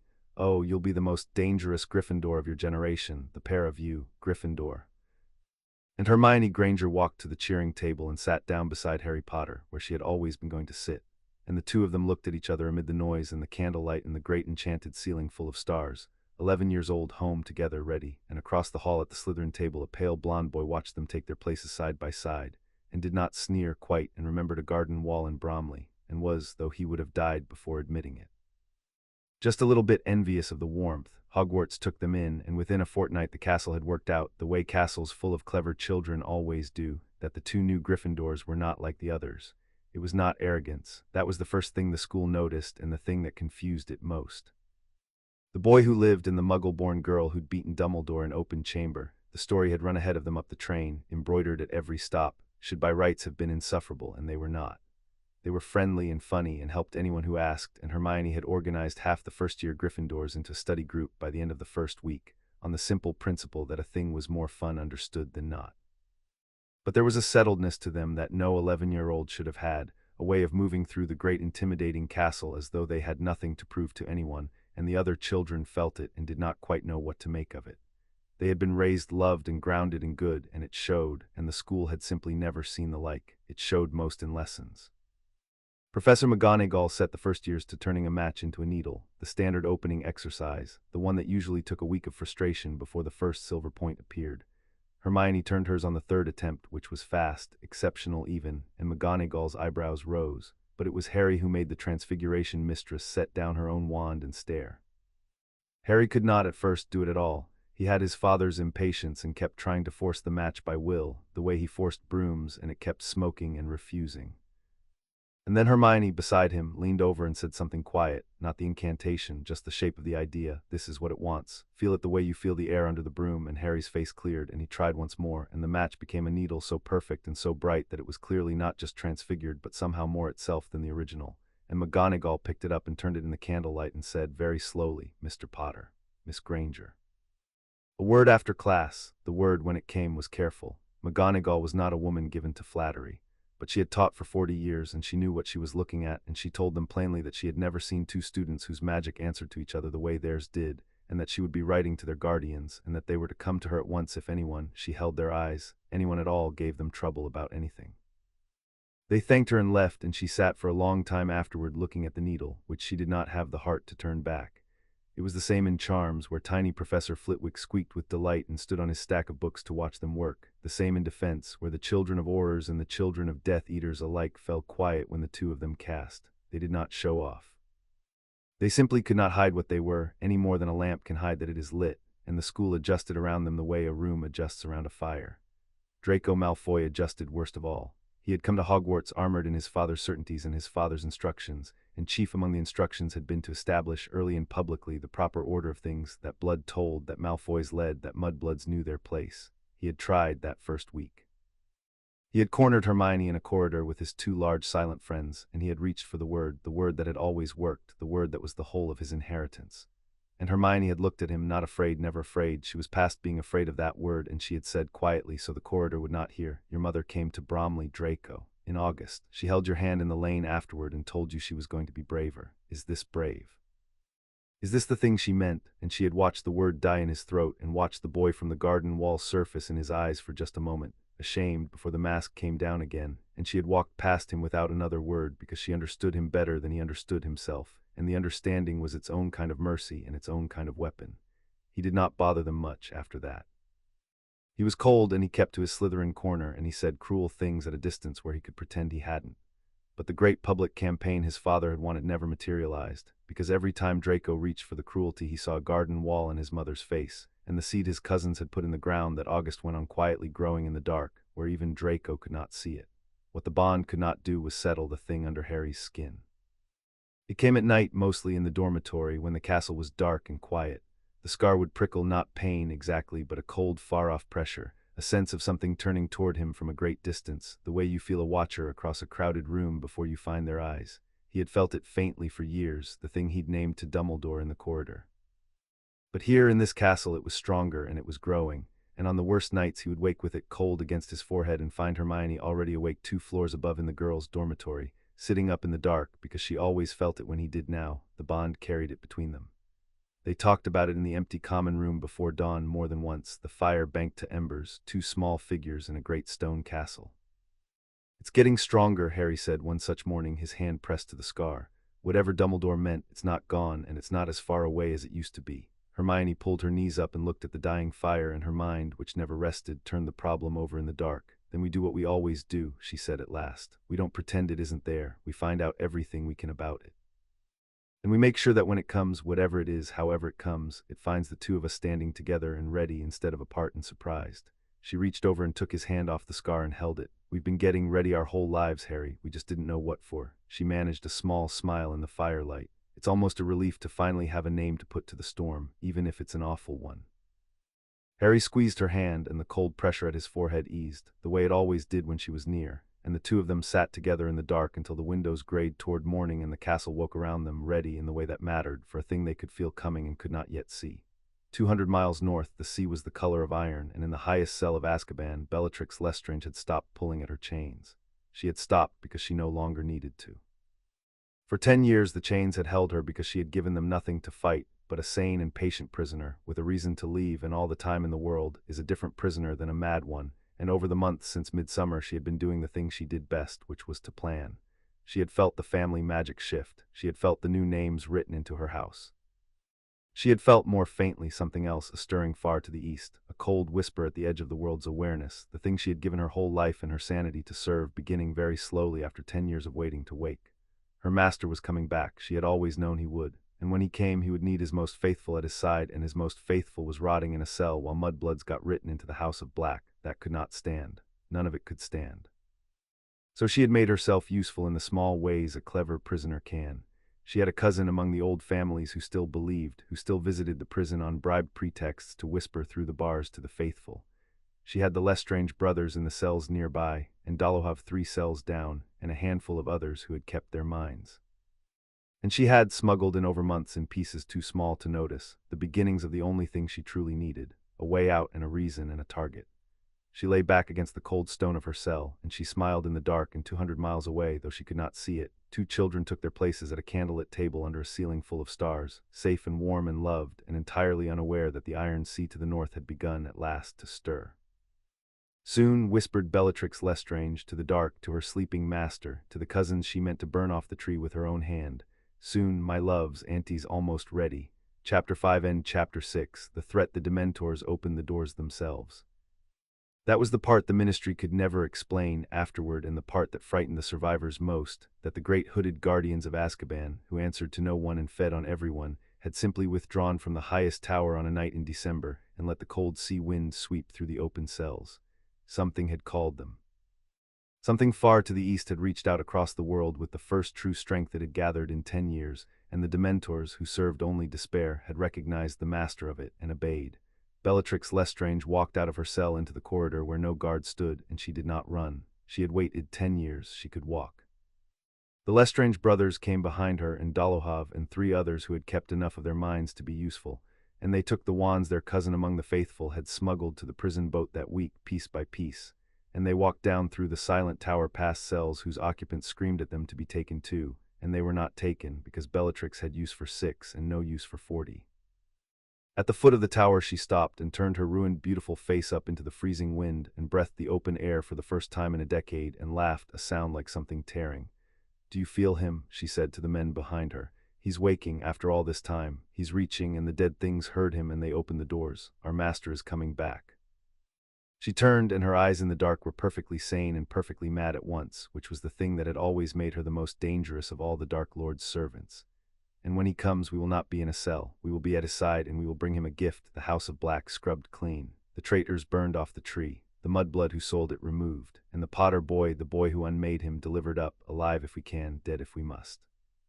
She drew the cold sea air deep into her lungs. "Family, we will put the family right, my loves, and lay it at his feet." They went out across the black water, the 7 of them, in a boat that had no business floating, and Azkaban stood empty-doored behind them under a sky with no stars, and by morning the wizarding world woke to the worst news it had heard in 11 years. The Death Eaters were free, and Bellatrix Lestrange was at their head. The news reached Grimmauld Place by mid-morning, by which time Amelia Bones had already sent a patroness and Dumbledore had already arrived, and the warm house that had hosted 3 Christmases became, in the space of an hour, a fortress at war. It was the holidays. That was the cruelty of the timing, and it was not, Sirius understood at once, a coincidence. The children had come home from Hogwarts 4 days before, home to Grimmauld, where the whole family gathered now for Christmas, Sirius and the children and Andromeda and Ted and Remus and Tonks, and the Grangers coming on Christmas Eve, the way they had every year since the rite. Bellatrix had broken out the moment the children were out of the castle's protection and gathered in one place. Someone had told her the family's movements. Someone had known exactly when to open the doors. "Malfoy," said Sirius in the drawing room, his voice flat and cold. "He fed Dumbledore the case last year and lost, so this year he feeds Bellatrix the schedule and stays clean. He'd never lift a wand himself, but a whisper in the right ear, a coin to the right guard, a word about when the children would be home. You'll never prove it," said Amelia Bones grimly. "He's far too careful. There'll be 3 layers of deniable nonsense between Lucius Malfoy and that prison boat. But you're right, and I know you're right, and the day I can prove it is the day I take great personal pleasure in it. For now," she turned to the room, "for now, what matters is that Bellatrix Lestrange is free, and she is coming here, because everything she said in that cell for 10 years was about this family and this house, and she is not a woman who waits." "Let her come," said Sirius. "Sirius, no, listen." He stood in the center of the drawing room beneath the tapestry, beneath the names written in light, his and Andromeda's rewoven, Harry's in gold and silver, Hermione's in clear flame, and there was something in his face that none of them had seen before, the war hero under the warm father, the man who had fought the first war and lost his best friends to it and had sworn it would never reach the children he'd built a life around. "She wants to come here, to this house. And this house," he laid his hand flat on the wall, as he had on the night it warmed to them, "is the most defended structure in magical Britain. 300 years of paranoid blacks poured every protective magic they knew into these stones, and then last midsummer the wards woke all the way up and bound themselves around 2 children they'd claimed as their own. Bellatrix grew up here. She thinks she knows this house. She doesn't. She knew the old house. This one chose Hermione. This one will not let her near them." He turned to face the room. "If she's going to come, I would 1,000 times rather she came here, where the house fights for us, than catch us in the open, so we don't run, we fortify. We turn Grimmauld Place into the trap it was always meant to be, and we make very, very sure the children are ready." Dumbledore, who had been quiet, inclined his head slowly. "The boy's scar," he said. "It has been troubling him, hasn't it?" "For months," said Harry from the doorway where he and Hermione had been standing listening, because no one in this family had ever made the mistake of trying to keep them from the truth. "It's worse now than it's ever been, like something woke up." He touched his forehead. "You were right, sir, in the corridor. The storm's here." Dumbledore looked at the boy, at the 2 children standing together in the doorway, 11 years old, frightened and steady at once, and the old grief moved across his face again. "Then I will tell you the prophecy now," he said quietly. all of it, because you are about to be asked to stand in a war, and a soldier who does not know what he is fighting for fights blind, and I have done enough harm to you with my silences." He gestured them in. "Sit, both of you, and your guardians. There is a great deal you need to understand before tonight, and I fear we do not have long." He told them in the library, with the family gathered close in the fire high, and he did not soften it, because he had learned at last that these two children were not served by softening. "There is a prophecy," Dumbledore said. "It was made before either of you was born, by one who did not know she was making it, and it was overheard by a servant of Voldemort and carried to him in part, which is why he came to Godric's Hollow at all, why your parents died, Harry. He acted on half of a thing he did not fully understand. I will give you the whole of it." He closed his eyes and recited, and the old words fell into the warm room like stones into a still pool. "The one with the power to vanquish the Dark Lord approaches, born to those who have thrice defied him, born as the 7th month dies, and the Dark Lord will mark him as his equal, but he will have power the Dark Lord knows not. And either must die at the hand of the other, for neither can live while the other survives." The fire cracked. No one spoke. "Born as the 7th month dies," said Hermione at last, very quietly, because her mind never stopped, not even now, not even for this. "The 31st of July, Harry." Her hand found his. "It's him. It was always going to be him." "It was," said Dumbledore. "Voldemort marked him as his equal that night. The scar is the mark, a piece of the connection between them, which is why it troubles you, Harry, why it has woken now that he stirs. The prophecy binds you to each other. One of you must in the end be the death of the other. That is the war you were born into, and I would give anything, anything at all, to have spared you it. I could not. No one could. It was written before you drew breath." Harry sat very still, holding Hermione's hand, the boy who had thrown himself at the sky his whole life, and when he finally spoke his voice was steady in a way that made the adults' hearts break a little. "What's the power he knows not?" he asked. "The prophecy says I'll have a power he doesn't have. What is it?" And Albus Dumbledore looked at the two children sitting hand in hand by the fire. The boy and the girl who had hung a bird in a storm at 5, who had caught each other out of the sky, who had been written into an ancient house in light because the magic judged that love mattered more than blood, who could not be in a room without each other and had never once wanted to be. And the old man's eyes filled, and he understood something in that moment that he had spent a long and lonely life failing to learn. "I think," he said softly, "that I am looking at it. Voldemort is the most powerful wizard alive, Harry, and he is utterly alone, and he has made himself so on purpose because he believes love is a weakness and trust is a flaw, and that the only safety is to need no one. He has never in his life had what you have had. He has never been held through a nightmare or caught out of the sky or chosen by a family that had no reason to choose him. He does not know what it is, and so he cannot defend against it, and he cannot understand why it keeps defeating him." He gestured to their joined hands. "That, the thing between the two of you, the thing your whole family is built on, that is the power he knows not. It is the only thing in the world he has ever been truly afraid of, because it is the one thing he can neither buy nor break nor understand." He drew a breath. "Voldemort made you his equal, Harry. But your family, Sirius and Andromeda and all of them, and most of all the girl whose hand you are holding, your family made you something he can never be. They made you loved. Hold on to that tonight. Hold on to her. It is quite literally the most powerful magic there is, and you have more of it than any wizard who has ever lived." Harry looked at Hermione. Hermione looked at Harry. And whatever passed between them in that moment was theirs, and the adults looked away to give it to them, because some things even a watching family does not intrude upon. "All right," said Harry at last, to Dumbledore, to the prophecy, to the war he had been born into. "Then we know what we're fighting with. That's something. That's a lot, actually." He squeezed Hermione's hand and stood, pulling her up with him, 11 years old and going to war. "Come on then, we've a house to get ready.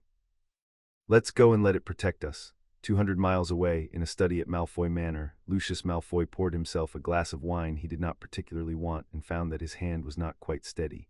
He had not ordered the breakout. He wanted that understood in the privacy of his own mind, where the only audience was himself. He had merely, over months, through 3 deniable intermediaries and a guard whose debts he had quietly purchased, ensured that certain information reached the prison boat, the family's movements, the dates the children would be home, a few oblique words about how very vulnerable the House of Black would be, all gathered in one place over Christmas. He had handed Bellatrix the schedule and let her own madness do the rest, and if she succeeded, he would inherit a wizarding world rid of the upstart house he could not control, and if she failed, well, Lucius Malfoy had touched nothing, signed nothing, lifted no wand. There were 3 layers of nonsense between him and that boat. He had been very careful, and yet his hand was not steady, because Lucius had made one error in his careful calculation, and he had only just understood it.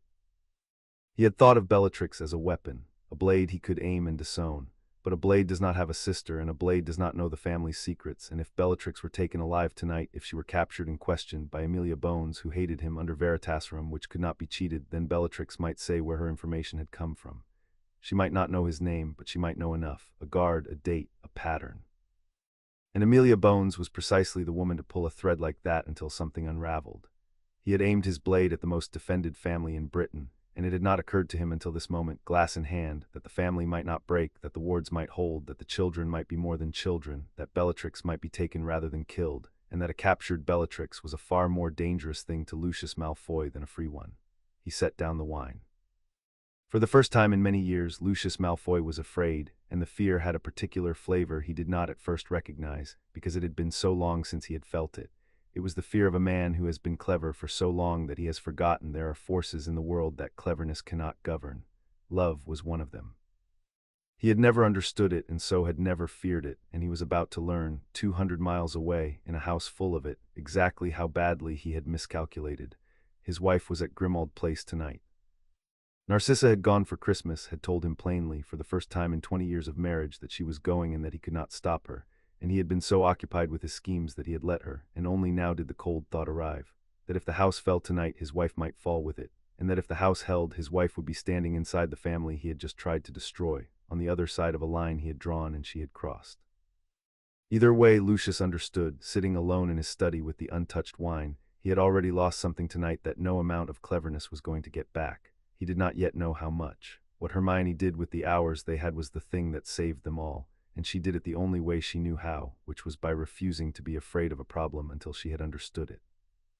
While the adults laid wards and Dumbledore spoke of prophecies, Hermione Granger went to the Black Library, the oldest, deepest magical library in private hands in Britain, and she did what she had been doing in that library for years. She read.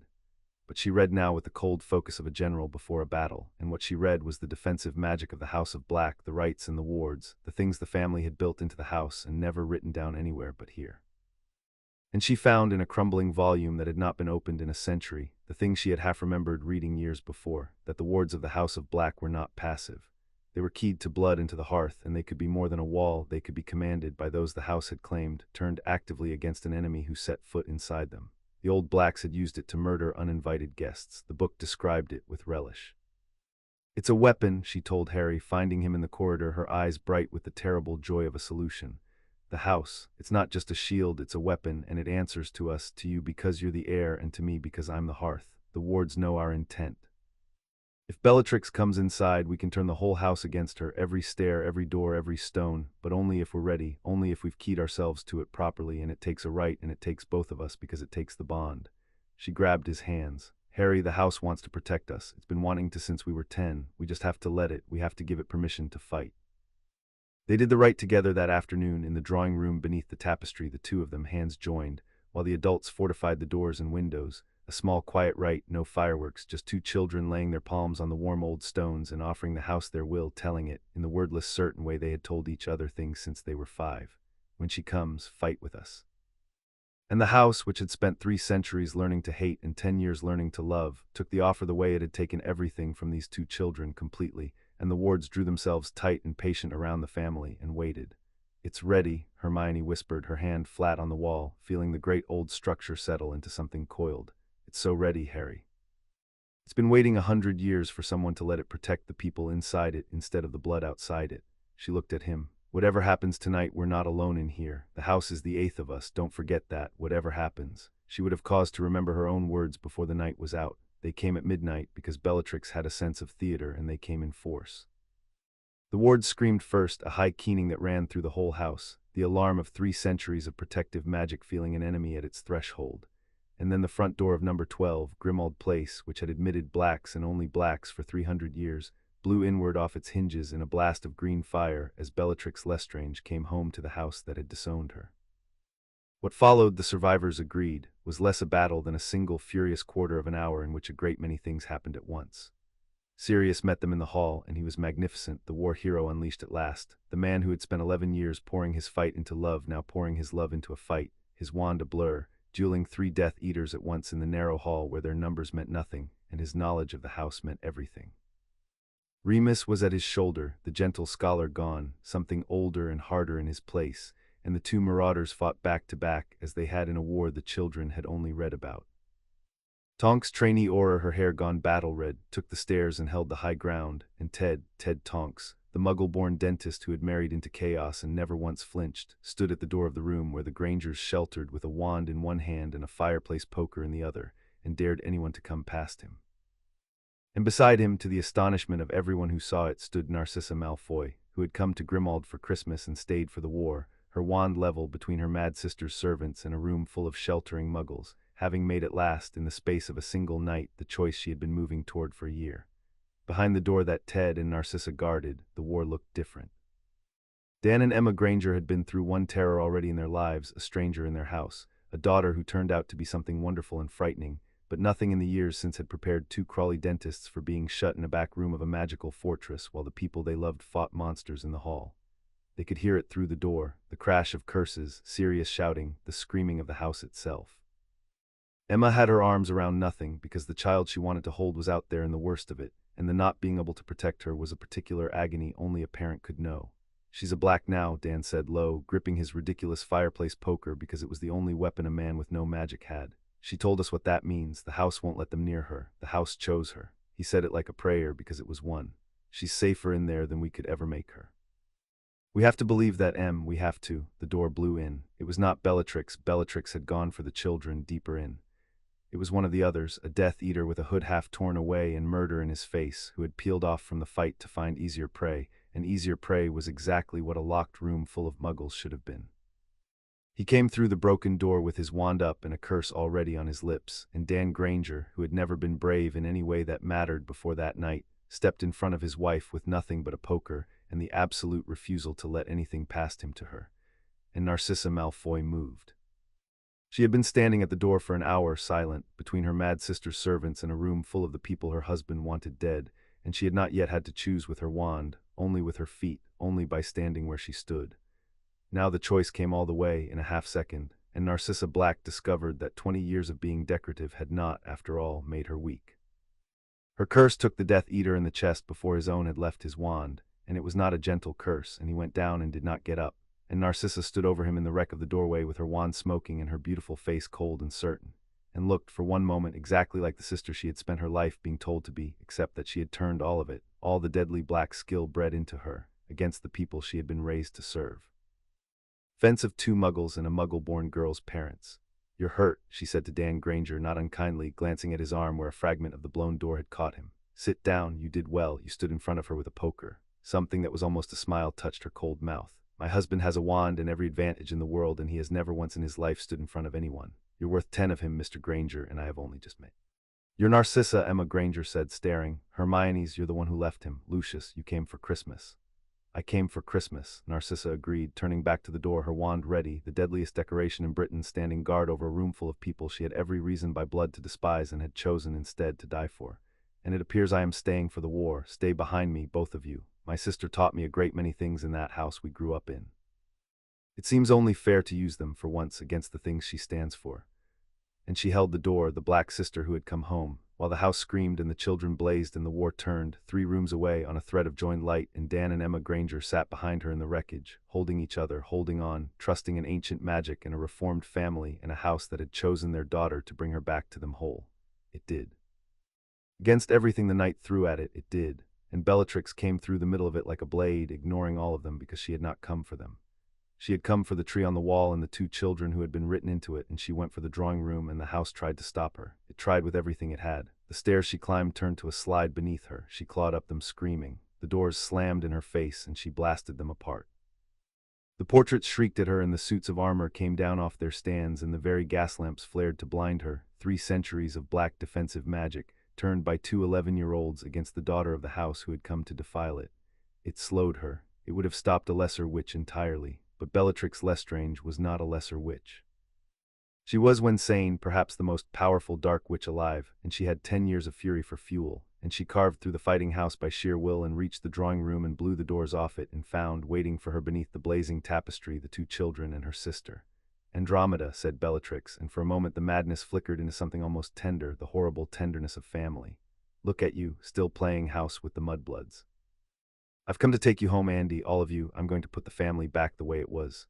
"You're going to do no such thing," said Andromeda Tonks, and stepped between her sister and the children, her wand level. "You're going to leave my children alone, Bella. They're written into the house now, both of them. The magic chose them. The magic you and I were both born into, and it chose them over everything you believe. You can't undo that. It's done. The House of Black has a muggle-born daughter of the hearth, and there is nothing you can do about it but break your heart. Then I'll break it, said Bellatrix, and attacked.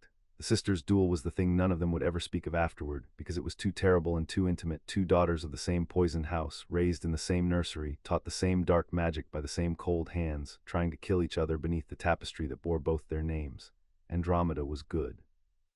Andromeda was a healer who had never wanted to fight and had learned anyway, and she held her ground against the most dangerous witch in Britain for longer than anyone had any right to, because she was fighting for her children and Bellatrix was only fighting for an idea.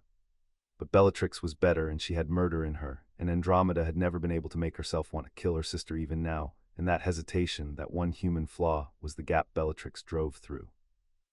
A curse got past Andromeda's guard. She went down hard against the wall beneath the tapestry, her wand spinning away, and Bellatrix stood over her sister with her wand raised and her face alight with the joy of it, and turned instead to the children, because killing the children in front of Andromeda would hurt more than killing Andromeda, and Bellatrix had always understood pain.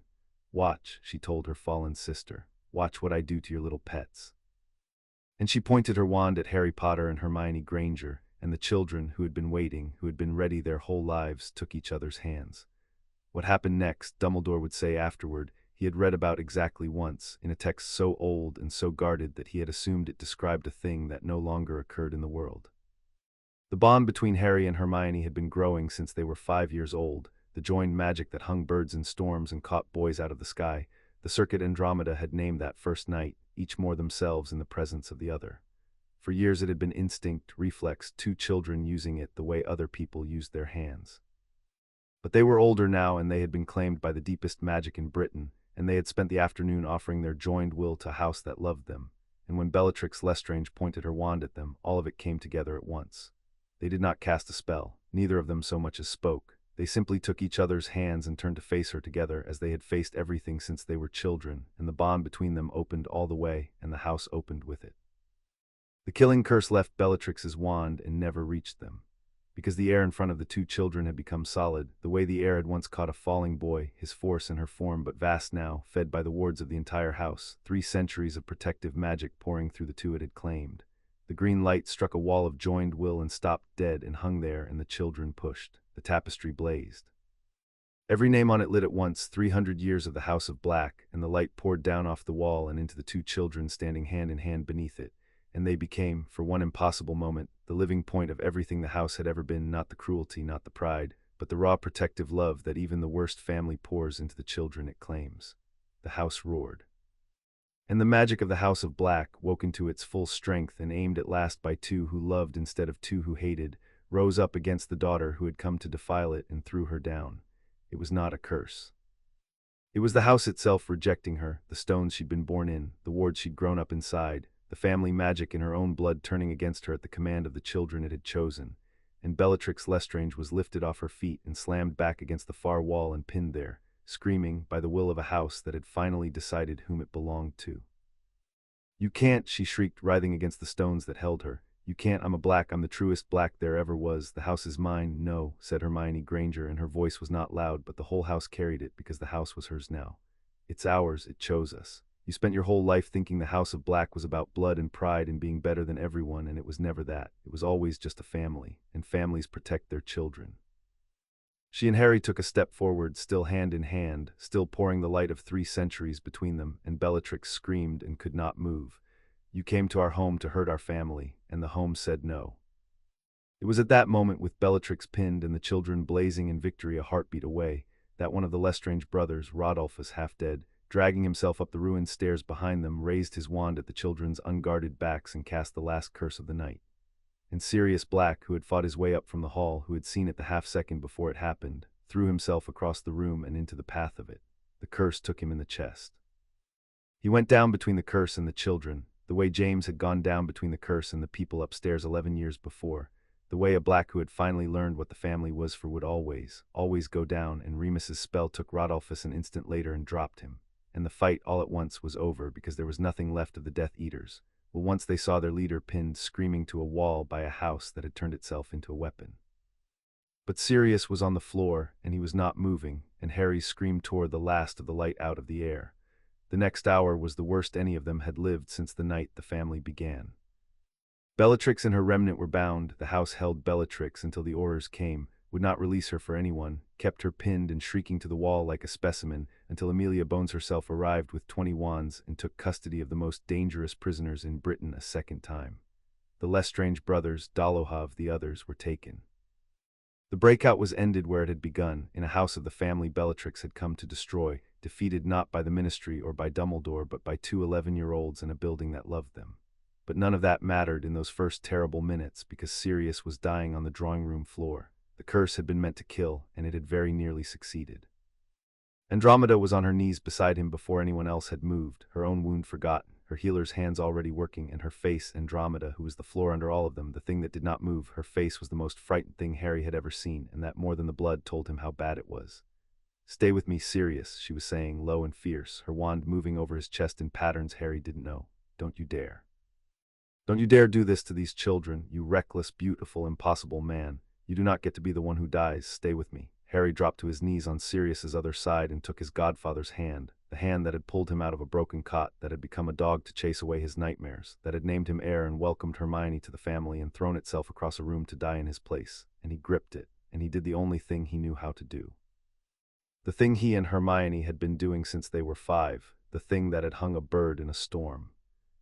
He poured everything he had into his godfather, and Hermione's hands came down over his, and she poured everything she had through him, his force and her form, and the bond opened, and the house that loved them, opened with it, and the three of them, the boy and the girl and the building, gave Sirius Black their strength, raw and enormous and absolutely focused, to hold him in the world while Andromeda's healer's hands fought for his life. "That's it," Andromeda breathed, feeling it, the flood of power steadying the failing pulse beneath her hands, buying her the seconds she needed. "That's it, hold him, both of you, just hold him, don't let go." "We won't," said Harry, white and shaking, his whole body bent to the task. "We never let go, that's the whole point of us." And they did not let go. They held their godfather in the world with the bond they had been building their whole lives, while Andromeda Tonks performed the finest healing of her career on a drawing-room floor, and Remus held the wound closed with his hands, and Ted got the Grangers to bring water and clean cloth, and Tonks fire-called St. Mungo screaming for an emergency team. The whole family, every one of them, bent together over the man who had brought them all together, refusing with everything they were.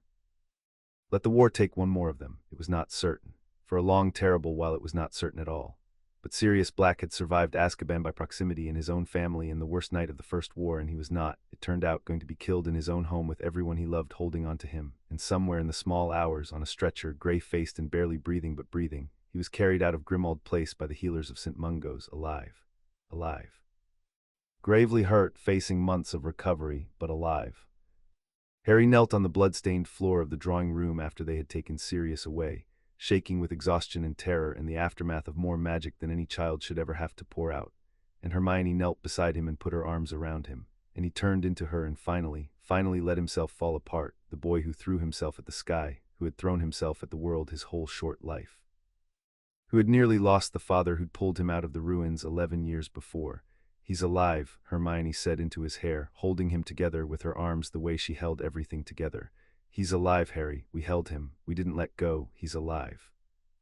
Above them on the wall, the great tapestry of the House of Black glowed steady and warm in the wrecked room, every name lit, the traitors and the half-blood and the daughter of the hearth, 300 years of family, and at the very bottom, in the place where Bellatrix Lestrange's name had hung since her birth, the silver thread had gone dark and cold and dead, blasted out of the family at last, not by pride or by hatred, but by a house that had finally fully chosen love. The storm had come.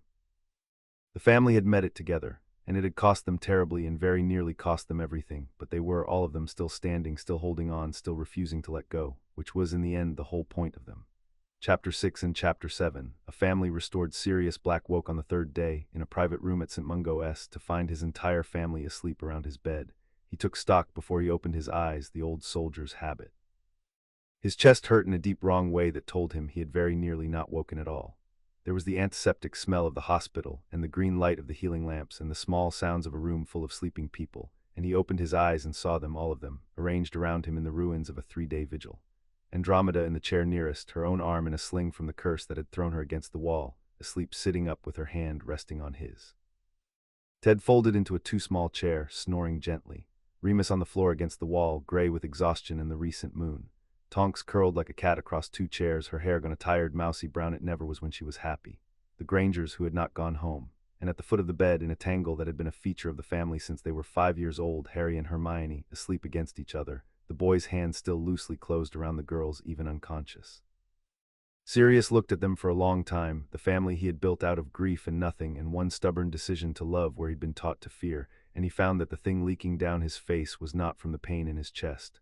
"You're all going to put your backs out," he said hoarsely, sleeping like that. The room came awake at once. There was a great deal of noise, most of it from Sirius being told off by Andromeda for nearly dying, by Tonks for scaring them, by Harry, who flung himself at his godfather's uninjured side and held on and did not say anything at all because he could not. And Sirius wrapped his good arm around the boy and held him back and looked over the black tufted head at Andromeda, and the two great failures of the House of Black, both of them alive against all the odds their family had ever offered. Did not need to say anything either. "Rodolphus Lestrange," Sirius said at last when the noise had settled. "The one who cursed me did he taken," said Andromeda. "All of them, Bellatrix too. The house held her until Amelia came with 20 oars, and it would not let her go for anyone. It kept her pinned to the wall like a moth in a case. Sirius, it was the most frightening and the most satisfying thing I have ever seen." Her mouth was grim. "They're back in Azkaban. With new doors and no Dementors this time. The Ministries pulled the Dementors off the prison entirely after what they did, which is the one good thing to come out of any of this. And Bellatrix is going to be questioned, properly, under Veritaserum. Amelia means to find out exactly how she knew our movements." She held his eyes. "And we all know what name is going to be at the end of that thread, even if it takes a while to pull." Sirius lay back against the pillows, and the cold clockwork at the bottom of him turned over once slowly, and he found that for the first time in his life it was not turning toward revenge. He was too tired for revenge, and too full of the people in the room, and too aware of how close he had come to leaving them. "Let Amelia pull it," he said. "I've spent 11 years learning there are better things to do with a life than hunt the people who wronged me. Let the law have Lucius Malfoy. I've got a family to get back to." He looked around the room at all of them. "Speaking of which, has anyone fed these children an actual vegetable in 3 days, or have we all just been living on hospital toast and terror?" And the family laughed, the helpless, watery laughter of people who have nearly lost something and have just been given it back, and the worst of it was over, and the long, good work of putting things right could begin. The thread, as it turned out, pulled faster than anyone expected, and it pulled because of Narcissa. She came to St. Mungo's the day after Sirius woke, and she came alone, and she stood in the doorway of his room in plain robes with her chin up exactly as her sister Andromeda held hers, and the family went quiet because they had all seen her stand with Ted at the shelter room door on the worst night of the year, wand level against her own sister's servants, but they had not yet heard her say why. "I have left him," Narcissa Malfoy said into the silence. "Lucius, I took Draco and I left Malfoy Manor this morning, and I am not going back." Her voice was beautiful and brittle and absolutely certain. "I have spent the night with the family solicitors and the morning with Amelia Bones, and I have told her everything I know, which is more than Lucius thinks I know, because a clever man who believes his wife is decorative will say a great many things in front of her over 20 years. Her mouth twisted. He fed Bellatrix the schedule, the dates the children would be home. He used a guard whose gambling debts he'd bought and 3 intermediaries, and he was very careful, and he was not nearly careful enough because he forgot that I was in the house when he made the arrangements, and I have an excellent memory, and I am done being decorative." She looked at Andromeda. "He tried to have you killed, Andy, all of you, the children, my son's cousins. I felt the tapestry change at midsummer the same as you did, and I told myself for months that it was nothing, that I could go on as I was, and then he tried to murder the only part of this family that ever showed me what a family was supposed to be, and I found that I could not go on as I was after all." Her composure cracked just at the edges, the same place Andromeda's did. "So I have burned my own life down, and I find I am not sorry. I am only sorry it took me 20 years and a near murder to do it." Andromeda crossed the room and took her sister in her arms, careful of the slung arm, and held her, and Narcissa Malfoy, Narcissa Black now, by every measure that the magic recognized, finally, 20 years too late and exactly on time, came home. Lucius Malfoy was arrested within the week. He fought it, of course. He was wealthy and connected and very clever, and he had 3 layers of deniable nonsense between himself and the prison boat exactly as he planned. But he had not planned on his own wife, and a wife's 20 years of overheard certainties, given freely to Amelia Bones and confirmed, thread, by a Bellatrix who had no loyalty left to anyone, and took a vicious pleasure in naming the man who had used her as a weapon and meant to disown her if she failed. It was not a quick downfall. The Malfoy gold bought delays and appeals and a great deal of expensive noise. But the thing about Lucius Malfoy's power had always been that it depended on no one being able to prove what everyone suspected, and once his own wife stood up in open court and proved it, the careful structure of 20 years came apart, and the old families who had followed him discovered, as old families always do, that they had never really been his friends at all. He went to Azkaban in the spring. Not for as long as Bellatrix, he had lifted no wand, and the law is the law, but long enough, and disgraced past recovering, his name a ruin, and his fortune halved, and his seat on the Wisengamot forfeit. And the block he had feared, the reformed house of Black with its Potter heir and its hearth daughter, rose in the chamber to fill exactly the space his fall had left, which was an irony that Sirius enjoyed very much from his hospital bed, and then from his recovery, and then from the head of his own table for years afterward. He spent 7 years, Sirius said when the verdict came, trying to engineer the destruction of this family, and in the end the only thing he actually destroyed was himself, and the only weapon that did it was his own wife, who he never once thought to be afraid of. He raised his glass, he was allowed wine again by then. To Narcissa, the most dangerous decoration in Britain, welcome to the family, sissy. You took your time, but you came in swinging, and that's the most Black thing I've ever seen. Draco came to Grimmauld Place in the spring, the first time, the way his mother had come to Bromley years before, reluctantly, defended, braced to be turned away and not turned away at all. He was changed and unchanged. Still pale and sharp and proud, a lifetime of his father's training did not wash off in a season, but his father was in Azkaban now, and his mother had chosen warmth over cold, and the certainties he'd been raised on had a great crack running through them, and he came into the house that had pinned his aunt to a wall and stood in the hall not knowing what he was any more. It was Harry who found him there, standing alone and lost in the long hall under Ted's defiant fairy lights, which stayed up all year now because no one had the heart to take down a thing that had helped win a war. "You came," said Harry. "My mother made me," said Draco, which was a lie, and they both knew it, and Harry let him have it. "Right," said Harry. "Well, you're here now. Do you want to see the tapestry? Your mum's name's back on it. The magic rewove her the day she left your father. And there's a dead patch where your Aunt Bellatrix used to be, which is grim but sort of satisfying." He shrugged, the careless, generous shrug of a boy who had everything and never minded sharing it. "And your name's on it too, you know, through your mum you're a Black, properly, which means," and here he grinned, the old grin, the one from the garden wall, "your family, Malfoy, whether either of us likes it or not, so you might as well come in and have some lunch. Hermione's made me promise to be nice to you, and she's terrifying, so." And Draco Malfoy, who had been raised to believe that he stood at the top of the world by right of blood, and had watched that whole world come apart in a single winter, looked at the boy who was offering him a place at a table he had no right to, with no price attached and no triumph in it, just the easy warmth of a family with plenty to spare. And the small, buried, honest thing his father had not quite managed to kill, the thing that had woken on a garden wall in Bromley 3 years before. Finally came all the way up into the light. "All right," he said gruffly, 12 years old and starting over. "Lunch, but I don't know how to do any of this. The being nice thing, the family thing, he stopped, and something raw showed through the cracks in the pride. "No one ever showed me." "Yeah," said Harry, and his voice was kind, because Harry had been pulled out of a ruin once himself and had never forgotten what it was to be the one who needed pulling. "I know." Sirius didn't know how to do it either when he started. Andromeda taught him. They're good at it, this lot, taking people who got dealt a bad family and showing them how a good one works. He clapped Draco on the shoulder, the first kind touch the boy had felt from someone his own age in years. "Come on, cousin, you'll learn. We all did. Draco did not become a different person overnight. That is not how people work." But he came to lunch, and then he came back, and slowly, over months and then years, the seed his cousins had put in the ground grew into something his father would not have recognized. A Malfoy who knew how to be a Black in the new sense of the word, the sense the magic had rewritten at midsummer. Family is who you love, not whose blood you carry. He and Harry would never be easy with each other the way Harry and Hermione were, too much history, too different in the grain. But they became in time something Draco had never had and had wanted his whole cold life without knowing its name. They became cousins, they became eventually friends, and it started in a hall full of fairy lights with a boy who had every reason to turn him away and chose, instead, to offer him lunch. Sirius came home to Grimmauld Place to finish healing because the house wanted him there, and by now they had all learned to listen to what the house wanted. It was a slow recovery. The curse had done deep work, and even Andromeda's skill and the bright flood of the children's magic that had held him in the world could only buy back so much so fast. He was months mending, gaunt and easily tired, a man who had to be told to rest by the very people he had spent 11 years telling to rest. He hated it. He was Sirius Black. He had never in his life been still on purpose. But he bore it because the alternative had very nearly been not bearing anything ever again, and because of the boy. Harry would not leave him. It was, the family agreed quietly among themselves, the most natural thing in the world and the most heartbreaking. 11 years before, a man had sat on the floor of a ministry nursery and built a child's trust from nothing, one evening at a time, refusing to let the boy be alone in the dark, and now the boy, 12 years old, sat by the man's bed for hours and would not be moved, refusing to let his godfather be alone in the dark in his turn. He brought Sirius his meals. He read to him from Remus's books in a low, even voice he had clearly learned from Remus himself, the same way Remus had once read a frightened orphan to sleep. And on the bad nights when the pain kept Sirius awake and grim, Harry did the thing Sirius had always done for him. He changed the shape of the comfort to fit the dark. He could not become a dog, but he could do the next thing, which he had been doing since he was 5.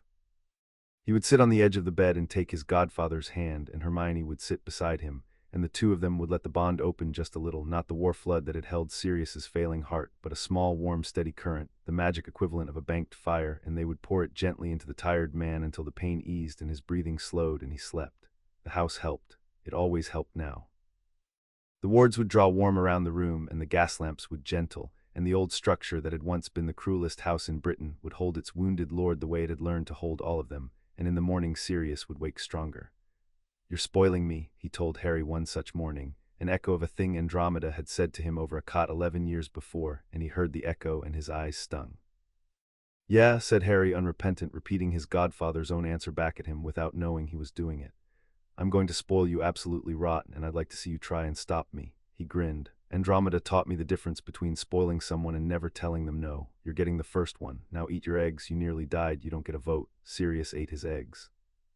And somewhere in the slow business of being cared for by the child he had spent his life caring for, he found a thing he had not expected to find at the end of a war, that the love he had poured out for 11 years had not drained him but filled a reservoir, and that it came back now when he needed it, with interest from a boy who had learned how to love by being loved.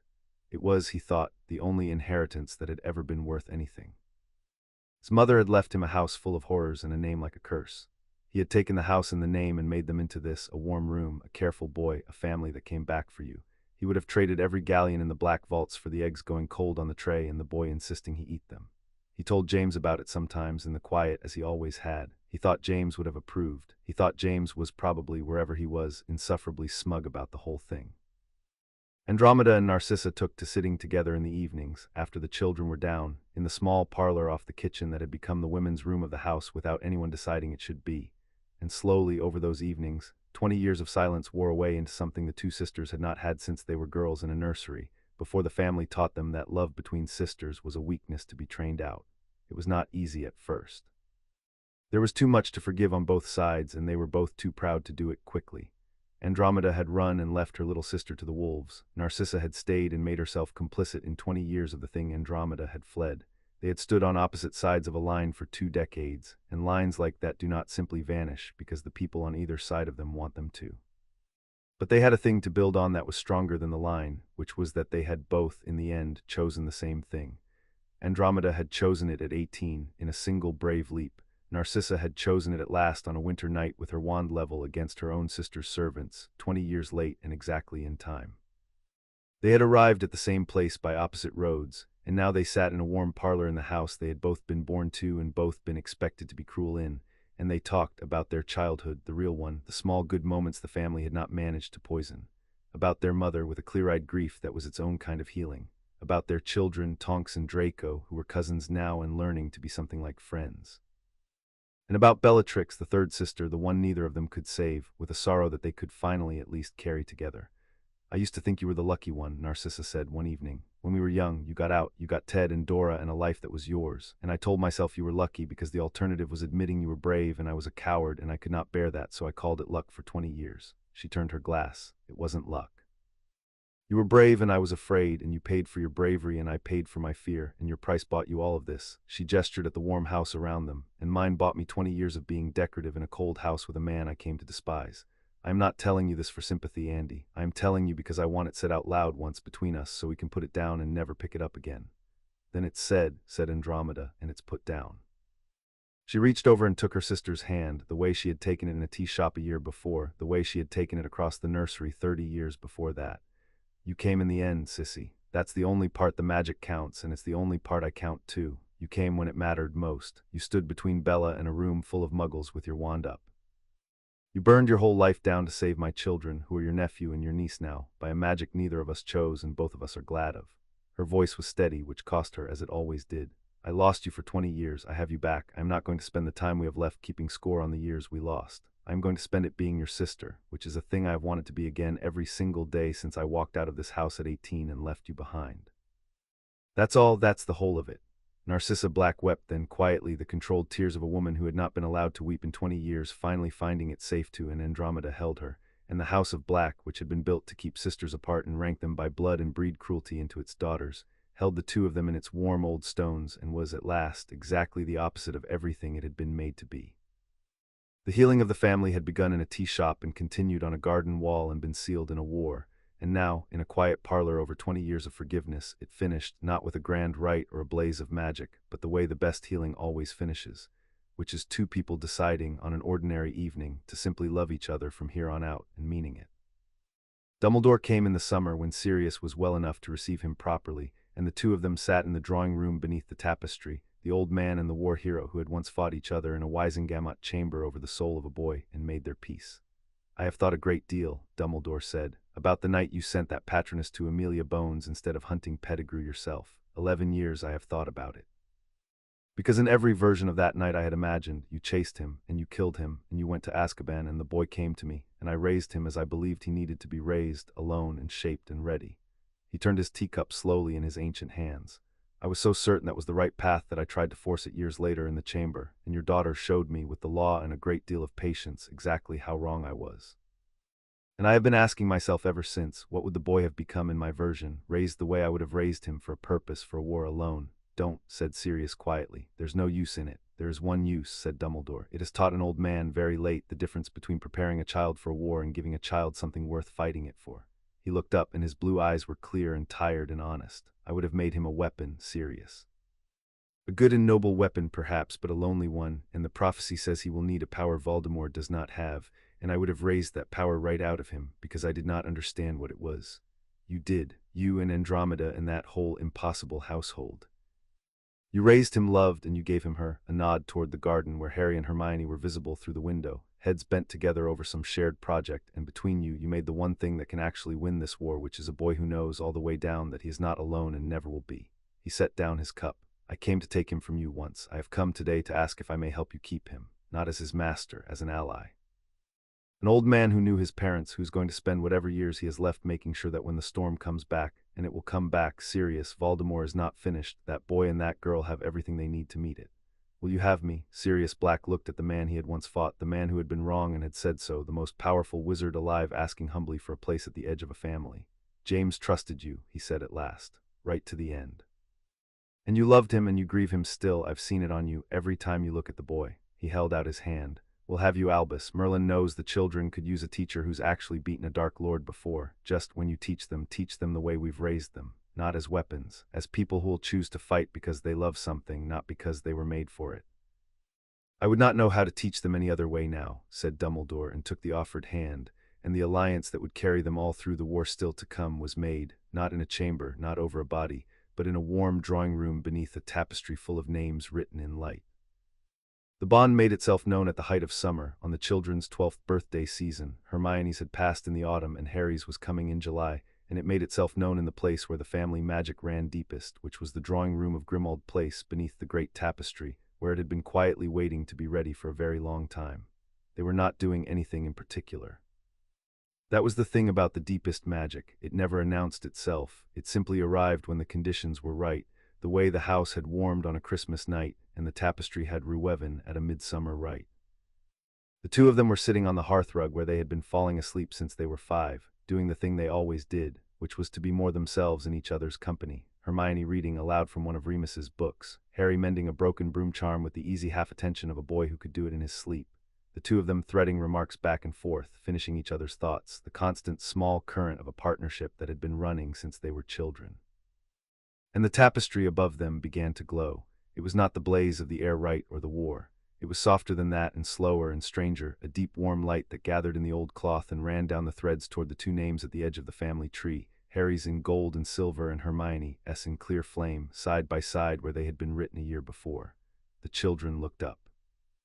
The whole house had gone very still and very warm around them, the wards drawing close not in alarm but in something like attention, the way a family gathers quietly to witness a thing it has been waiting for.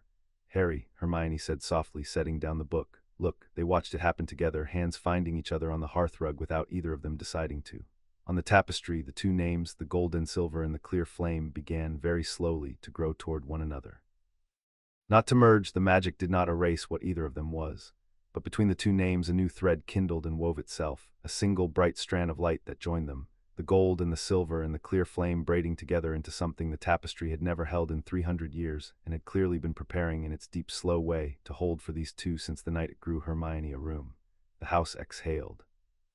They felt it go through the stones, warm and final and glad, the sound a home makes when a thing it has long hoped for at last comes true. "It's recognizing us," Hermione whispered, staring up at the joined thread, and her voice was not quite steady, because even she who understood everything did not entirely have words for this. "The magic, it's Harry, do you know what that is? That's a bond thread, I read about it.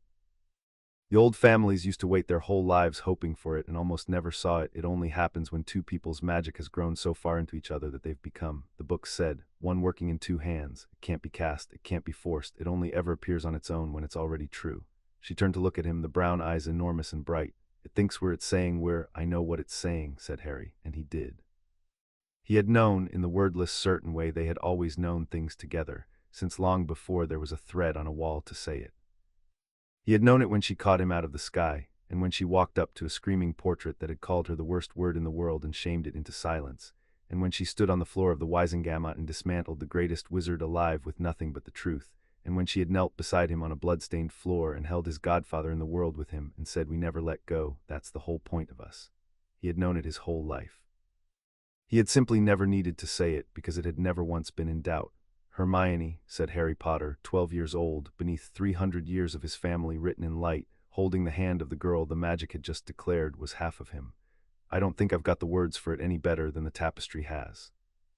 But I know that I've never once wanted to do anything without you, and I know I never will, and I know that whatever this is, whatever the magic, as saying we are, it's been true since we were 5, and it's only ever going to get more true." He swallowed. "I love you, I think I always have, I think I was always going to. And I think the house knew it before we did, which is a bit embarrassing, honestly, but there it is." Hermione Granger, daughter of the hearth, the most formidable witch of her generation, the girl who had spent her whole life being clever and careful and a little bit afraid and had chosen on purpose to be brave, looked at the boy who had been the other half of her since before she could remember, and she did the bravest thing she had ever done, which was to let herself believe all the way down that she got to keep this. "I love you too," she said, "obviously. I've loved you since you turned into a dog the day we met and I asked you where the extra mass went." She laughed, wet and joyful. "I was 4, Harry. I think it was always going to be you too." And above them the bond thread on the tapestry burned steady and bright and warm. Not a marriage, they were far too young for that. Not a promise made under pressure or pushed by anyone, but something simpler and older and truer. The magic of an ancient house looking at two children who had grown into each other since they were 5, and recognizing in its deep, slow way what everyone who had ever watched them already knew. That they were one working in two hands, that they always had been. That whatever came, and Dumbledore had promised them more would come, it would find the two of them exactly as it had always found them, together and ready and never, ever alone. They did not tell the family in words, they did not have to. They simply came into dinner that night still holding hands, with the particular light on them that the tapestry had had, and Sirius took one look and put his face in his hands and laughed, and Andromeda's eyes filled, and Ted said, "Well, it's about time, I've had money on it since they were 6. And Tonks demanded to know if there'd been a thread, an actual bond thread, because she'd read about those and never thought she'd see one. And the whole warm, noisy table folded the news into itself the way it folded in everything, with laughter and tears and a complete absence of surprise, because they had all of them seen it coming for years. There is a photograph from that summer, taken by Ted Tonks with a Muggle camera, that hangs now in the warm, bright hall of Grimmauld Place beneath the fairy lights that never come down. It shows a table. A long table in the drawing room that had once been the coldest room in the cruelest house in Britain, and was now the heart of the warmest home any of them had ever known, beneath a tapestry full of 300 years of names written in light.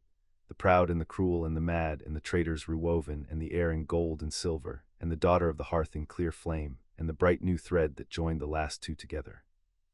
And around the table the family the wizarding establishment had never planned for and could never have stopped. Sirius Black at the head of it, alive, scarred, laughing, the reckless warmth of the whole thing, the man who had chosen, on the worst night of his life, not revenge but a kitchen table in Bromley, and had built from that one choice everything else in the picture. Andromeda beside him, the steady strength, the floor under all of it, the woman who had said we'll do it together and meant it for the rest of her life. Ted with his arm around her, Remus, less gray now, a book in his lap even at dinner, Tonks with her hair gone the impossible bubblegum pink it only ever was when she was completely happy. The Grangers, Dan and Emma, the Muggle parents who had been brave enough to let more people love their daughter. Narcissa home at last after 20 years, beside the sister she had nearly lost forever. Draco, awkward and unfamiliar in his new skin, learning, sitting at a family table for the first time in his life and not knowing where to put his hands. Even Creature in the corner, the ancient elf who had loved only the dead and had learned, against all of his long bitter history, to love the living children who had asked him to sit down to dinner. And in the middle of it all, where they had always been and always would be, Harry and Hermione, the boy who threw himself at the sky and the girl who caught him every time, the air and the hearth. The bond made manifest in a thread of light on an ancient wall, 12 years old and powerful beyond their years and bound to a war that would one day call them sitting side by side, hands joined under the table where they thought no one could see, whole and grounded and good and loved and never, ever alone. The war would come back. Dumbledore was right about that, as he was right about most things. There were dark years ahead and a dark lord still to rise and fall, and the two children in the center of the photograph would one day have to stand at the heart of all of it. But that is another story for another day. This one ends here at the table in the warmth with the family restored. Because the establishment had planned for a boy who lived raised alone in a cupboard, shaped for a purpose, armored in nothing but duty, a weapon, however noble, however loved by a world that did not know him. And instead, on a wet Thursday in November 11 years before, a broken man had stood on a doorstep in Bromley and said, "I don't know how to do this." And a steady woman had said then, "We'll do it together." And from those two sentences had grown all of this. A reunited family, a healed house, a muggle-born girl written into ancient magic and light, and a boy who would meet the darkness one day not as a weapon but as a person, knowing exactly what he was fighting for, with the one power the darkness would never understand standing at his side, holding his hand under the table as she had since they were 5 and always would be. They never did do it alone. It turned out to be enough for everything. Chapter 7 End.